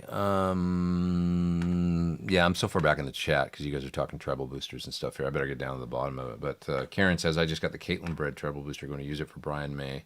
Or is it Catlin Bread? Sabbath, maybe Angus Young. That will work well, I'm sure. That's the Naga Viper, I think it's called, right? Yeah. Okay, I'm going to go all the way to the bottom of the chat because I'm so far back. Let's do that. And, there's a super chat I missed in there. That's from Sam. If it feels good, keep it and modify to good sound. Sure. All right, so I'll start around the super chat and see what you guys are talking about. If I missed any super chats, please tell me. I don't think I did, but any word on the PT50? Still working on it. We actually did a little bit of work this week, finalizing some stuff on the panel and the layout and stuff that looks really great, and added one feature that I think will be really nice. It's going to be really cool, I think. I'm quite excited about it. I mean, I've probably felt like this before, but I do feel like this one could be the one that... it's kind of that leaves you wanting for nothing without being that complicated, really. It's like just a combination of features and switches and stuff that allows you to get a fine-tunable kind of, a lot of tones. So I'm actually really excited about it. But Steven says, since working recently with Matt Bruck, are we any closer to him being a guest? I would love to talk to Matt and have him, do my show. I really like Matt. We've become pretty good friends. And, but, I also want to respect it's funny because Matt reminded me that he used to do a great column in Guitar World magazine where he talked a lot about amp repair and different things. This was in the early 2000s. And then when the internet started getting a little more prevalent, chat rooms and things got a little more vicious, he just kind of went, I don't want any part of that. And I totally understand that. He was like, I'm out, And I think he just kind of has operated on that sort of footing since then. And he doesn't, I think he's a guy that likes to keep his inner peace as much as possible and stuff. He's had a lot of stress and a busy, being Ed's main right-hand guy is a big job. And, I think he just focused on that and kind of just went, I don't need any extra, of like any bad energy. Well, I've tried to, a couple times when I've just said, well, it's not all like that. And actually, the folks in my show are actually really nice, and they're very, all you guys, it's like, it's usually a great vibe here. Occasionally we get one weirdo in the chat or something, but it's so rare, right? So I feel really fortunate for that. But I just, I want to respect his feelings about it, and to, Yeah, I just don't. When somebody says that kind of thing, you know, because there's a few people like that I know that I would love to do interviews with, but when anybody says any when I sense any kind of discomfort, I try and lay off and not, you know, push them towards something that you don't want to make people uncomfortable, you know. So it's like, you know, in the interests of having an interesting guest on my show or something, you know, it's like, so I tend to try and let them, you know, like, this is part of being present or whatever, and listening to people's feelings about things and stuff and their own, you know, while balancing out with maybe offering the perspective that you guys are super cool and my show's always really a good vibe and stuff. So we'll see. That's a non-answer, I guess, but that's kind of my thinking on it, where I'm at. With regards to the PT50, so we're moving forward, you know, but it'll be, you know, it's going to be a while, but we're working on it and we're excited about it. By a while, you know, it'll be next year, but, you know, to finally get a, you know, working, we've got a timeline, you know, and the timeline is next year, you know, so we'll see. I don't want to say when next year because, I don't want to, you know, you never want to have an expectation, then you miss it because you're behind, and there's always problems. Oh, the powder coating, or we're delayed on the chassis, or, you know, there's always stuff that comes along that can set you back 3 weeks or set you back whatever. And then you're like, you know, luckily the supply chain thing seems to be getting better and stuff. And that doesn't seem to be nearly as big of an issue as it was, say, a year ago. So that's good. Yeah.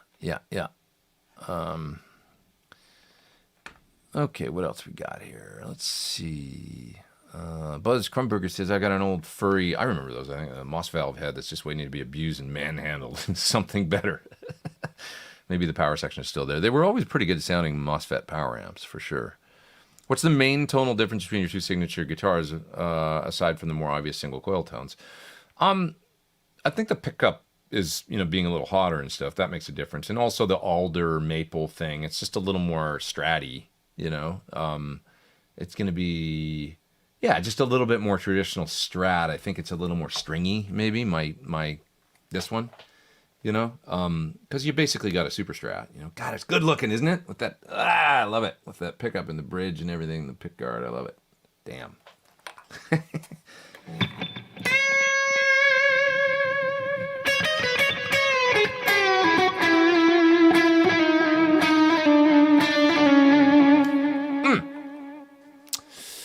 All right. What else we got here? Oh, yeah. We didn't talk about the videos that I put out this week yet. The Lynch Mod video. I put out a video for George's Hot Mod 2 Mr. Scary module. You know, it's his version of the Hot Mod 2. In Gilby Clark's amp, we tried it. And it sounded really good. It's cool. You know, a lot of people were like, why don't you just use a pedal? I think it's a different sound, you know, like just like a modification. Iced coffee's not iced anymore. It's room temperature, but it's still good. It's, you know, when you got a tube running at high voltage, 250 volts or whatever the heck they run at, you know, in the front of an amp, it's a dynamic, stringy kind of thing that always sounds, you know, even this, I got a pedal here. This sounds good. But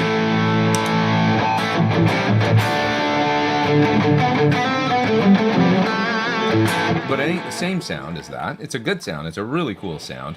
And I use a pedal for a lead boost a lot.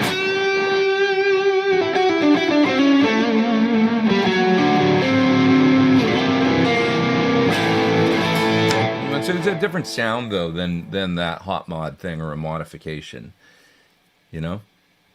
A mod just has... It always just sounds like it's more part of the amp, because it is to me. I don't know how else to describe it, you know? A high-voltage tube mod is, you know, basically what you hear in a, you know, a Soldano or in a... How does a Soldano sound different than a, you know, a Marshall with a pedal in the front? That's the answer, you know. How does a PT100, you know, with gained up and stuff sound different than a Marshall with an SD1 or whatever, OD whatever, you know, in front, or a tube screamer? It's a different sound. There's a little more... Pedals have a little bit more of a compressed, slightly... if it's fizz, I don't know what it is, but there's a, you know what I'm talking about? There's a little layer of something, and the compression and all that. The amp just has this, it's all tube, and it sounds a little more like a bonded dynamic sound to me, you know?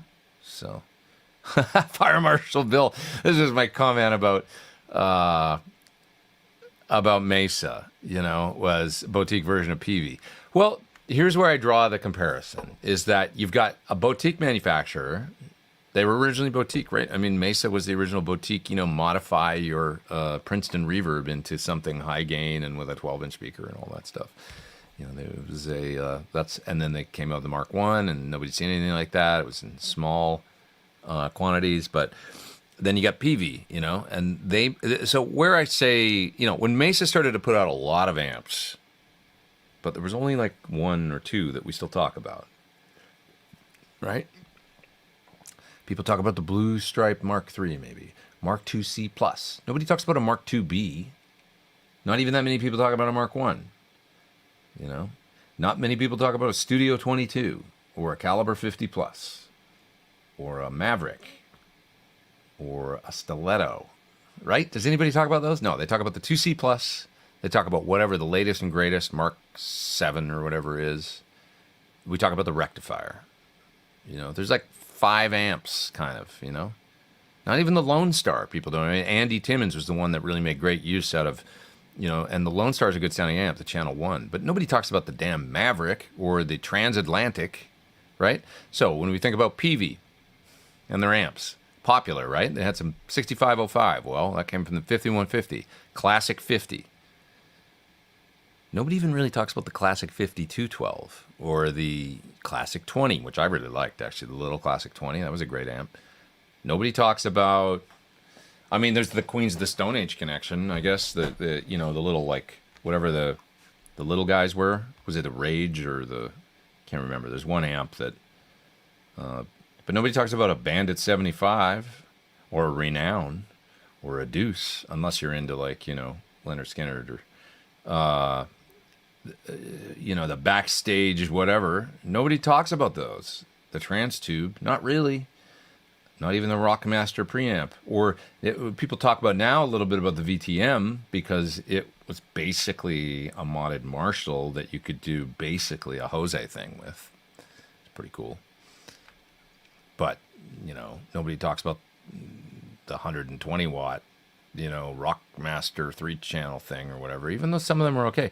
It's just like a lot of amps, but there's a few diamonds in the rough that were, that are still appreciated. I think the Classic 50 it's a pretty damn good amp for, working man's kind of amp, the Block Logo 5150 is a metal classic, always will be. Got to give it up. James Brown had a lot to do with, bringing Peavey the respect, along with Eddie Van Halen, as an artist, solidifying that. So I think there's a lot of product there, same as Mesa. There's a lot of product there, and if we're going to talk about their amps, we're going to talk about, you can name them on one hand, the ones that people are going to talk about out of a slew of products, right? I don't think we can so much say that about Marshall. When we think of Marshalls, JTM 45, yep, that's a classic. The whatever 45 100, and then the Plexi comes along. I'm talking about 50s and 100s. 1987, 1959, yep, both classics. We get into the early 70s, still those amps, yep, classics, great. We get into then master volume Marshalls, no denying, 2203, 2204, whole legion of folks totally into those. And the designs became the basis of mods for, so many amps. I mean, you could argue Soldano, Wagner, Mysur, based off what ended up becoming the JCM 800 master volume. It's that sort of architecture in the preamp, right? Silver Jubilee, still people talk about them. They make a reissue of it now. It's popular, right? Then we get in the 90s, JCM 900s. Okay, now, yes. Now we're getting a little, after the 900s and then the 2000s. But they still make the 2000s these days, And then there hasn't been, I mean, there was the, Vintage Modern, okay, TSL, DSL, but they had a lot of users. I mean, Satriani for years with the the 4 JVM. That's the TSL kind of became that amp. The DSL still seems popular, and you still see them in rental. You know, I tried one recently. It didn't sound very good, but yeah. And then of course they do their vintage reissues because they're smart. So 1987X, 1959, you know, and then the hand-wired version of that amp. They got a better track record, man, from a historical perspective. I'm not saying they still got the mojo, you know, but they've got a better track record than Mesa, which is, you know, or PV, you know. Nothing wrong with PVs. Nothing wrong with Mesas. I mean, PV, we got to give it up. A legion of, you know, a lot of people, it was their first amp. Students, you know, they were going for that market, and it's a different market for sure, you know. But, well, it's a long diatribe on that. But I just think there's a lot of hit and misses. Hit and a miss with Mesa and PV, you know. That's just what history tells us, you know. Marshall, you know. It's kind of funny. We think about Vox, AC30, you know. It's like, and there was a lot of versions of it, but AC30, really, like the whole legacy. AC15 a little bit, right? But then AC30 is really what we talk about. AC50, cool, but didn't, you know, it's a little bit of a sleeper. And then there's the whole slew of, you know, Super Beatles and Cambridge and like these different amps that were just like, but really the whole company, one amp almost. It's kind of amazing. It's a little bit like, I'm not even going to say it. I was gonna compare it to a band, but that's not fair. I'm not going to do it. Okay. I was seriously considering Synergy. Is it as good as it seems? If you want to get into that, you know, I think they sound good, you know, and it's an interesting, you know, if you want to go rack and do that, you know, because I don't know that they even do the heads and combos that much anymore, do they? Or anyway, Andy Timmons uses Lone Star 100s. Yeah, he's been a Lone Star guy for a while, using, you know, especially with pedals. I think the Channel 1. He's kind of using an SL68 a lot these days, though, and I find that interesting. And he's a great guy and gets great tones. Let's see. I have the Mini Recto 25. I like it. Had the single 50 with 6L6s, which I missed, but it was getting old. Yeah, the Rectifier series. I mean, no doubt that sound became, that was one of the hits, you know. I mean, it became the modern classic, you know, starting in the mid-90s. You know, it's on a ton of records, and they had a hit with that one for sure. And you got to hand it to them. Let's give it up to them for doing something different than what they'd done, you know, rather than just continuing with the marks and all that stuff. It was like, we're going to go for a different thing. Yeah, okay, it was a little plagiarized from, like a lot of people did, from Soldano at the time. But they didn't really sound like a Soldano. They sounded like their own thing. Arguably, some people would say not as cool, but nonetheless, it was the sound of, you know, bands like Korn and you know, Limp Bizkit and you know, I mean, Soundgarden used for, you know, Super Unknown. I think the guitar sounds an old JMP and a rectifier, blended, you know. So they were on a lot of good stuff, you know, there's no doubt. And I used one on the 40-foot Echo record because that was like the sound at the time. It was like, gotta use one of these. It was very cookie cutter in some ways the way we made that record, but I insisted on using my old Top Hat and Plexador on some of the sounds. Just like, I don't want to use the same amp on every single part on this record, so let me just plug this thing in, and it sounded great. But you know, it was a good sound for the record, that type of music. Just sort of sound like everybody else on the radio at the time, but there you go. Have you ever tried the Johnson Millennium? I remember that thing. That was a Digitech modeling app that came out around the same time as the original Line 6 modeling app. I don't remember what it sounded like, to be honest. But okay. Here's a guy that got a Treble Verb dual rectifier in '94. Still great, high gain, regular recto sound, but also great clean and reverb and trem. There, I will say, I've seen the inside of one recently, and it's a bit of a nightmare. Like the build and there's a lot of room there for problems. but yeah, they had a sound, you know. It's hard to beat Sir, Soldano, and Friedman for amps. I mean, agreed, these days you can get a killer build, really reliable, great sounds. It's all, it's a golden era for sure. Yeah. What time is it? 1:30. I guess it's almost time to go. This one kind of flew by. I'm going to hang for another 10 minutes or so, and then I'll split. Best verb pedals for Van Halen 1. That's interesting. So you want to basically get the kind of, you want to replicate, something with a good plate reverb style drive.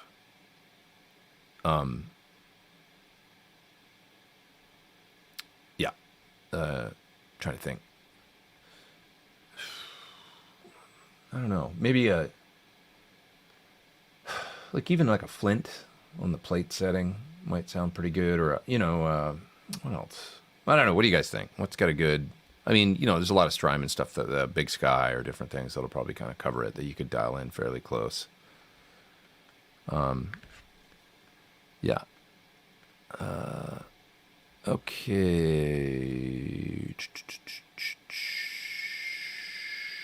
Let's see. Moving down through the chat. Techs don't like Rex. That rhymes. You're a poet and you don't know it. Would you recommend Eric at Grayson's for setups? Yeah, I really like Eric. He's a guy at Grayson's Toontown. I still haven't been there. He used to be at Tour Supply in L.A., and then he moved over to Grayson's, and I haven't visited him there. But he's done a lot of things. He refretted my old Strat, that one right there, the one that's on the stand right there, the Sunburst. He's done a lot of work for me over the years, and he always does good stuff. So, yeah. Pete needs an app to help him keep up in the chat. There's just no way, but that's kind of, how we do it here.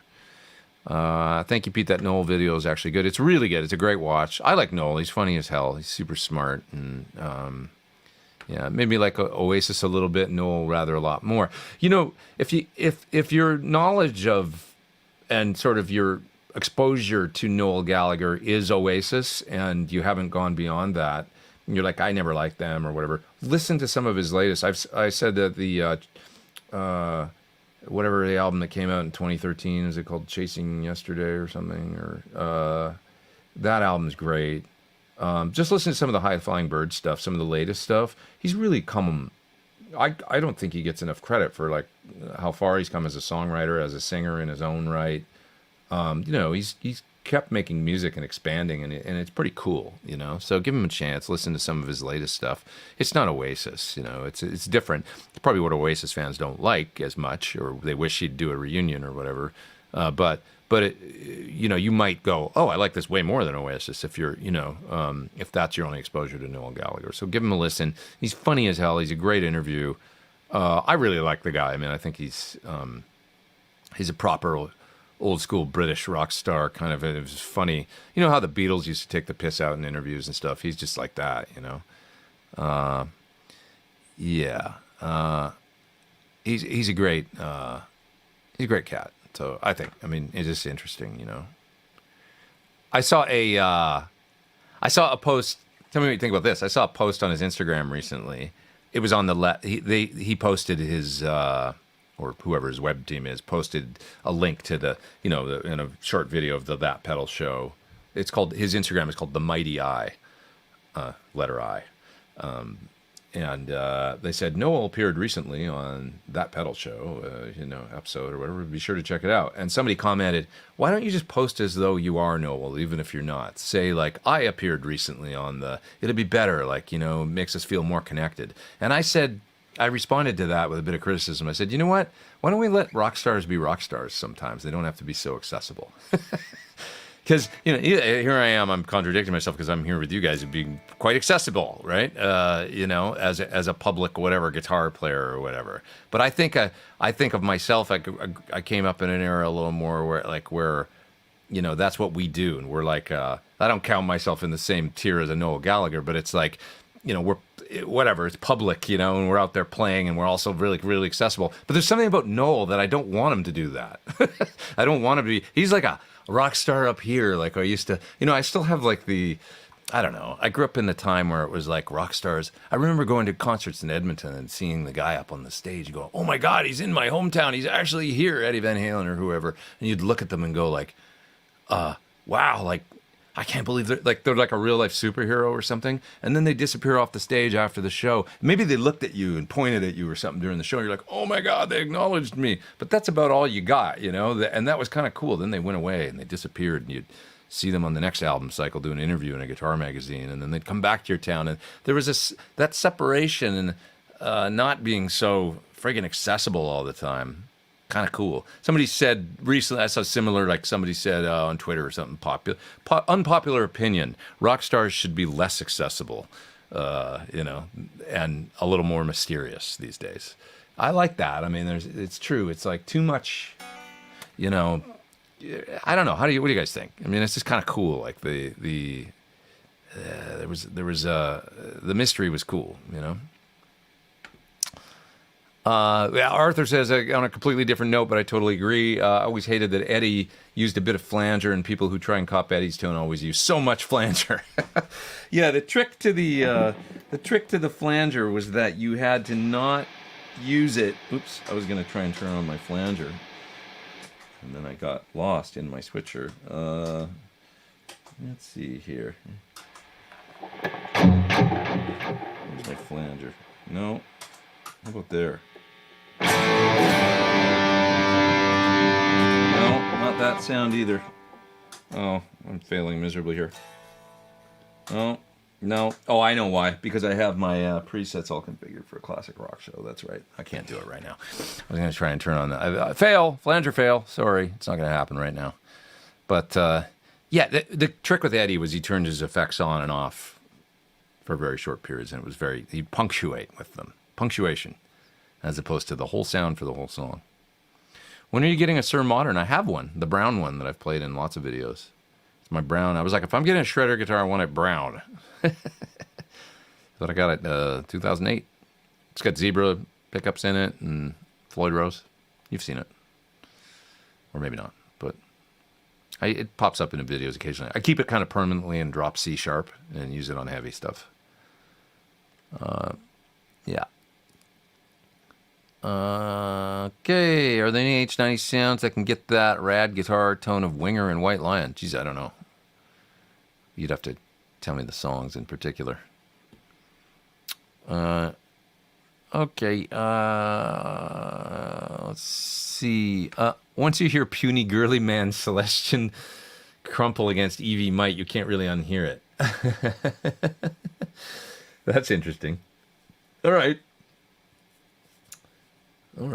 Throwing down the gauntlet there. I do. I want to make the video with the EVs. I do, because I think that would be an interesting comparison. The question is also whether or not there's a modern equivalent that exists, like a modern EV that you could just buy that sounds as good as the old one. So we've got a vintage EV as well as a new Zakk Wylde version, and Dave Friedman seems to think the Zakk Wylde is the closest to anything that they used to make that could, you know, hold a candle to the old ones, you know? So, interesting. Yeah. Okay, let's see a couple more things here. That pedal show episode questions. H90 in dual mode. The way I'm using it? You mean my episode of that pedal show? In the way I've been using, and this is going to change. I'll talk about this a little bit. I guess I'm going to make some changes to my pedal board. But the way I use the H90 since I got it was just in series. So the timeline feeding into the H90. And then on the tour I just did where I was using them, I only ran them into my clean amp because I didn't want to run them in the front of the SL68. And, you know, it was like I used them basically for effects into the Sir Bellow. So it's a, you know, dumbly clean, and then I would hit it with pedals, and I used the timeline and the H90 just in series in front. And that's what I did on Classic Rock Show Tour 2023.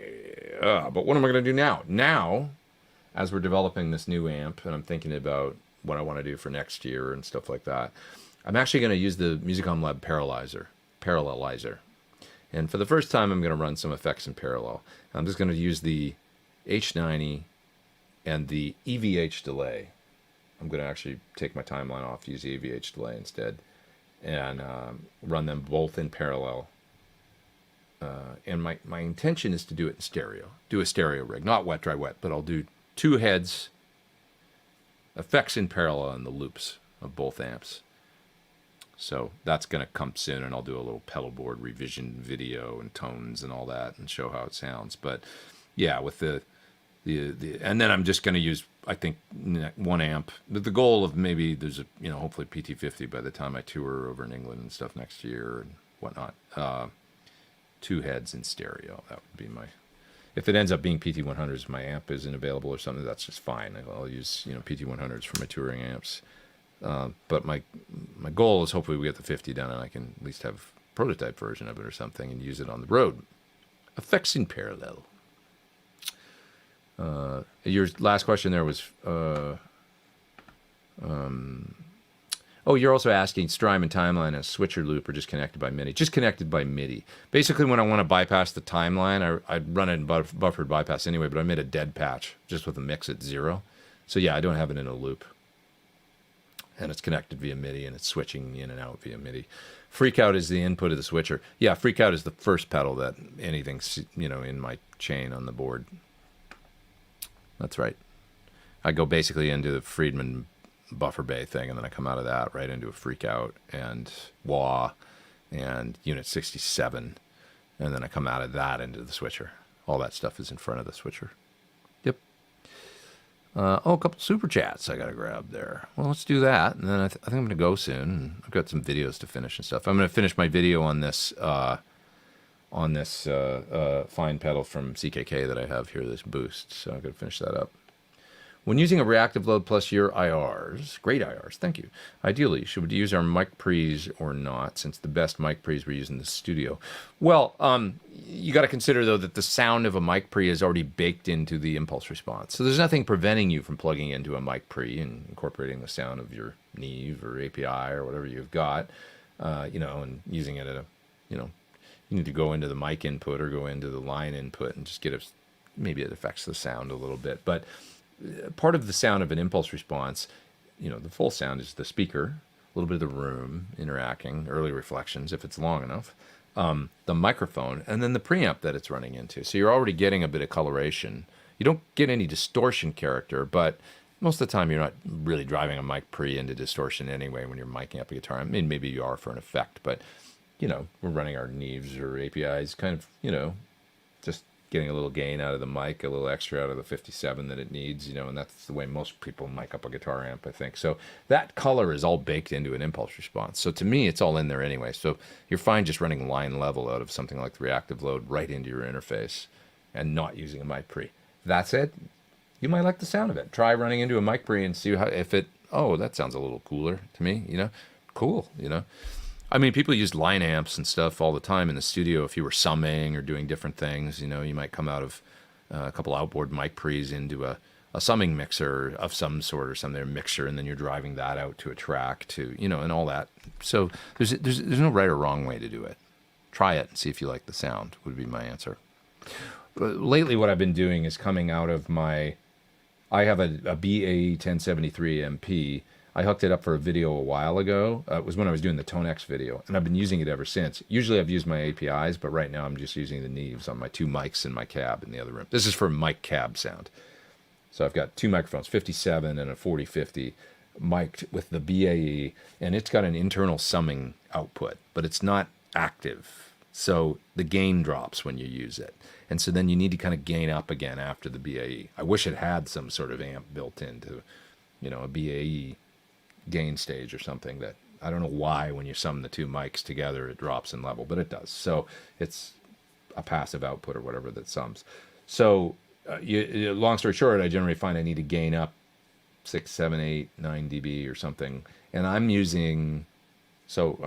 coming out of that one output, right, blended into my interface, and then on the channel in UA console, I'm using an API model of the 224 or something like that. I don't know what it is, but it's an API. It's not maybe it's a 312 model, but it's just, I use the line amp portion of that, and it's the modeled version, and I just crank that up and get about an extra 10 dB gain out of it. Does it change the sound? I don't know, maybe a little bit, but I'm just using it for gain, really, and I figure, it's API, and it's all modeled, it must be pretty good. It sounds good to me. So, anyways, Yeah. That's that. Well, there's a super chat sticker there from. Have you ever heard of the Glorious Sons? I have not. Should I check it out? Is it cool?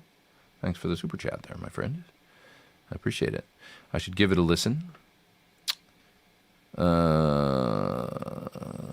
else? Let's see here. Did you ever get into the Dead? Never. You know, it just, I don't know. I missed the boat, man. Sometimes I wonder, like, did I, you know, I've listened a little bit, and I don't know. I think I just kind of like too old now or something to understand, or maybe I'm too young. Maybe I'm too young to understand. I don't know. That's not really giving it its fair due, though, is it? If somebody could send me a song or something that, you know, I don't want it to be closed-minded. So if somebody could send me a song or something, I would listen. Like, check out this. This is them at their best. Okay, you know, I would be totally down.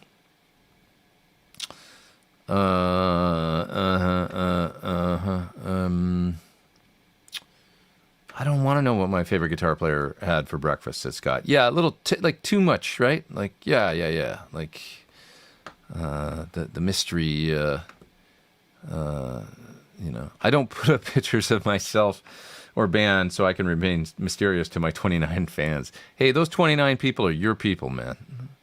You know? It's like, you know? Yeah.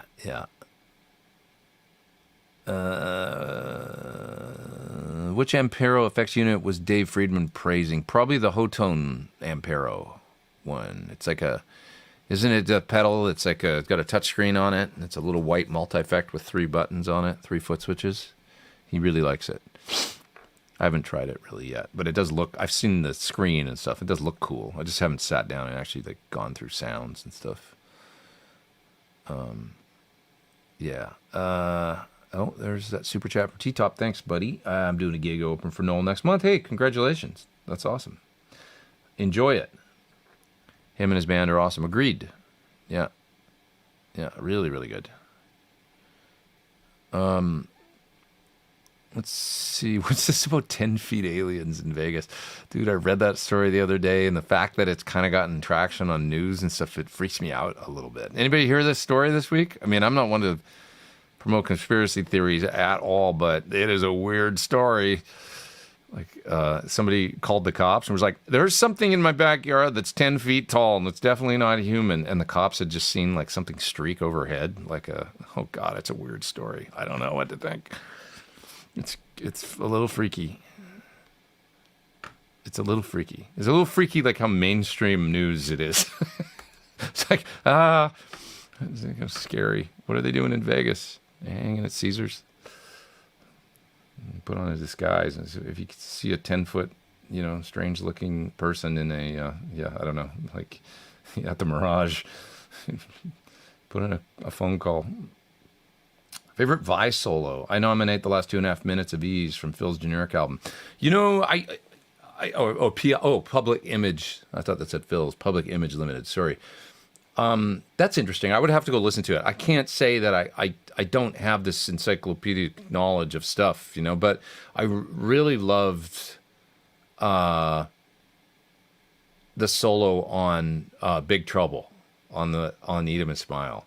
And in reading the it's funny because I was reading the Ted Templeman book where he talks about Steve quite a bit and producing the Dave Lee Roth record, and he talks about his great admiration for Steve as a player and how awesome he is, and we all know that he's brilliant. But he says he's sort of commenting that he wishes he would layer things and plan things a little less, like be a little more spontaneous because he's so amazing, you know, when he just, you know, and so he sort of played a little trick on Steve, he said, during the recording of Ladies' Night in Buffalo. He said that he told him, yeah, we're just getting a scratch guitar. You know, you can go and do your layers later and stuff like that. So just let's get good scratch guitar takes and bass and drums and everything. We'll go from there. But he was really just trying to get one good pass. And he did it. And if you listen to that song, it's really like a 4-piece jamming. There's not a lot of overdubs or anything on it at all.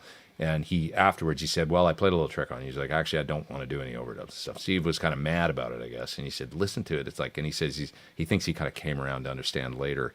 But it is really brilliant. So, and I feel that way about that whole record, that it's a kind of a raw Steve Vai record, really, in a way.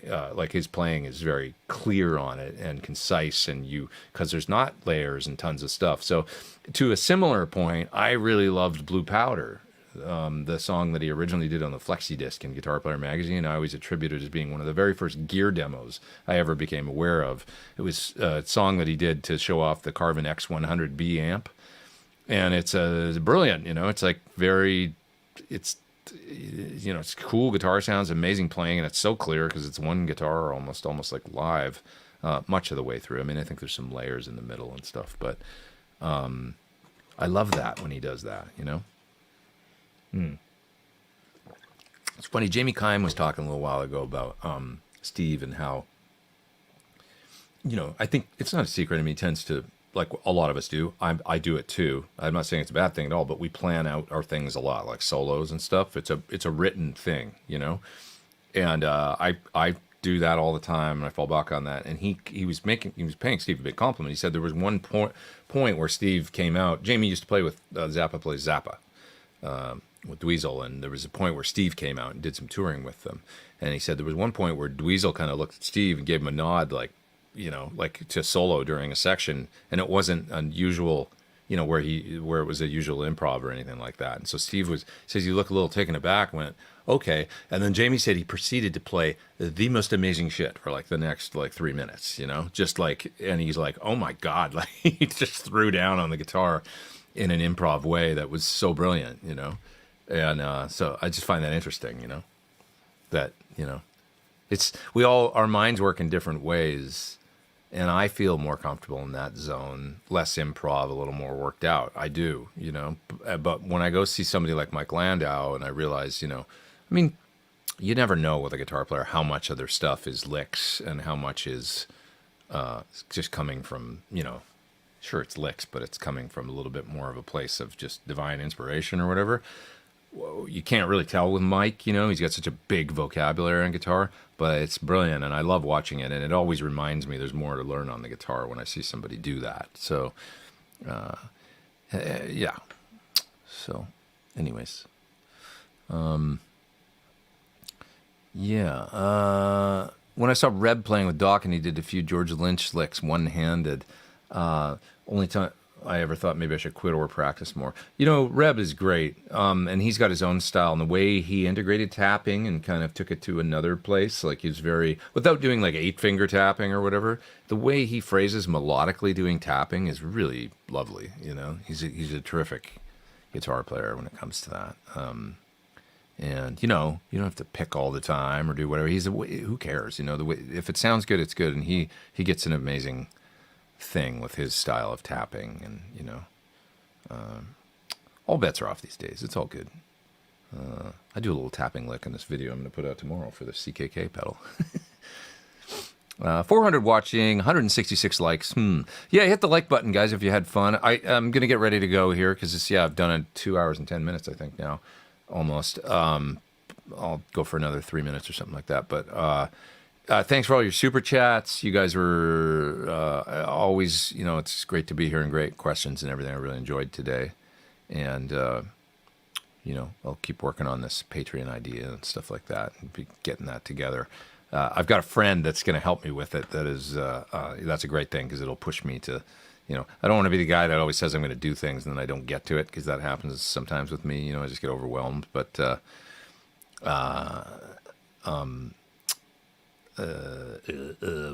my friend will make it happen.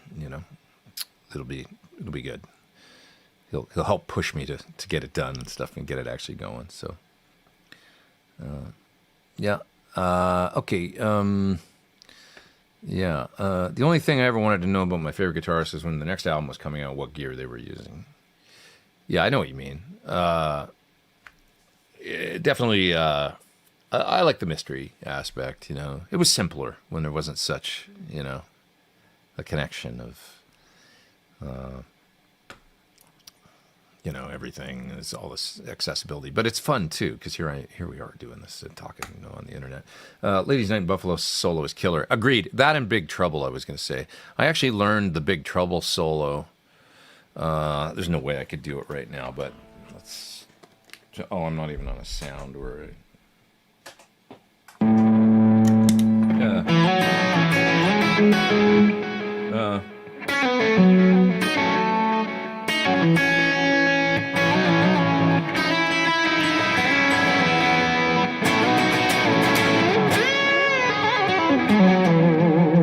Something like that. And then the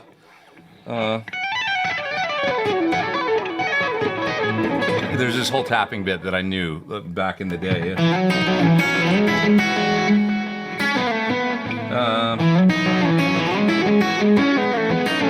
Something like that.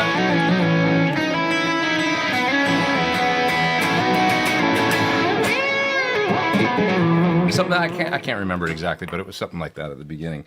I used to be able to play it note for note when I was 17 years old. I should learn it again, but it's a really great solo. The arc of it is so cool. So check out that one. That's one of my favorite Vi solos. Let's see. Thanks, Pete, for the streams. Is Melon Husk? Hey, thanks for being here. I appreciate it. You guys are the best. There's a super chat I got to get to from Dean Marty. Thanks for all the news, info, stories, feedback, and all you do. Thanks to everyone on the board as well. Much appreciated. Thank you guys for being here. I should split. I guess it's time to go. I don't know. I'll keep going forever if I don't stop. But I'll see you guys next week. See you next Sunday. Let's see. Next Sunday will be the 12, 13, 14, 17th. Is that right? No, 18th. Yeah, next Sunday's the 18th, so I will be here. And I'll also be here on the 25th. By the time the second rolls around, I will be out on the road, but, you know, hopefully I can still keep that's weeks away, so we won't worry about that right now. A couple weeks away, so we'll see. Yeah, same time, same place next week. Thanks, everybody. Thanks for your super chats. Thanks for being here, all your great comments and questions and good stuff. I appreciate you all. Have an awesome week. Take care.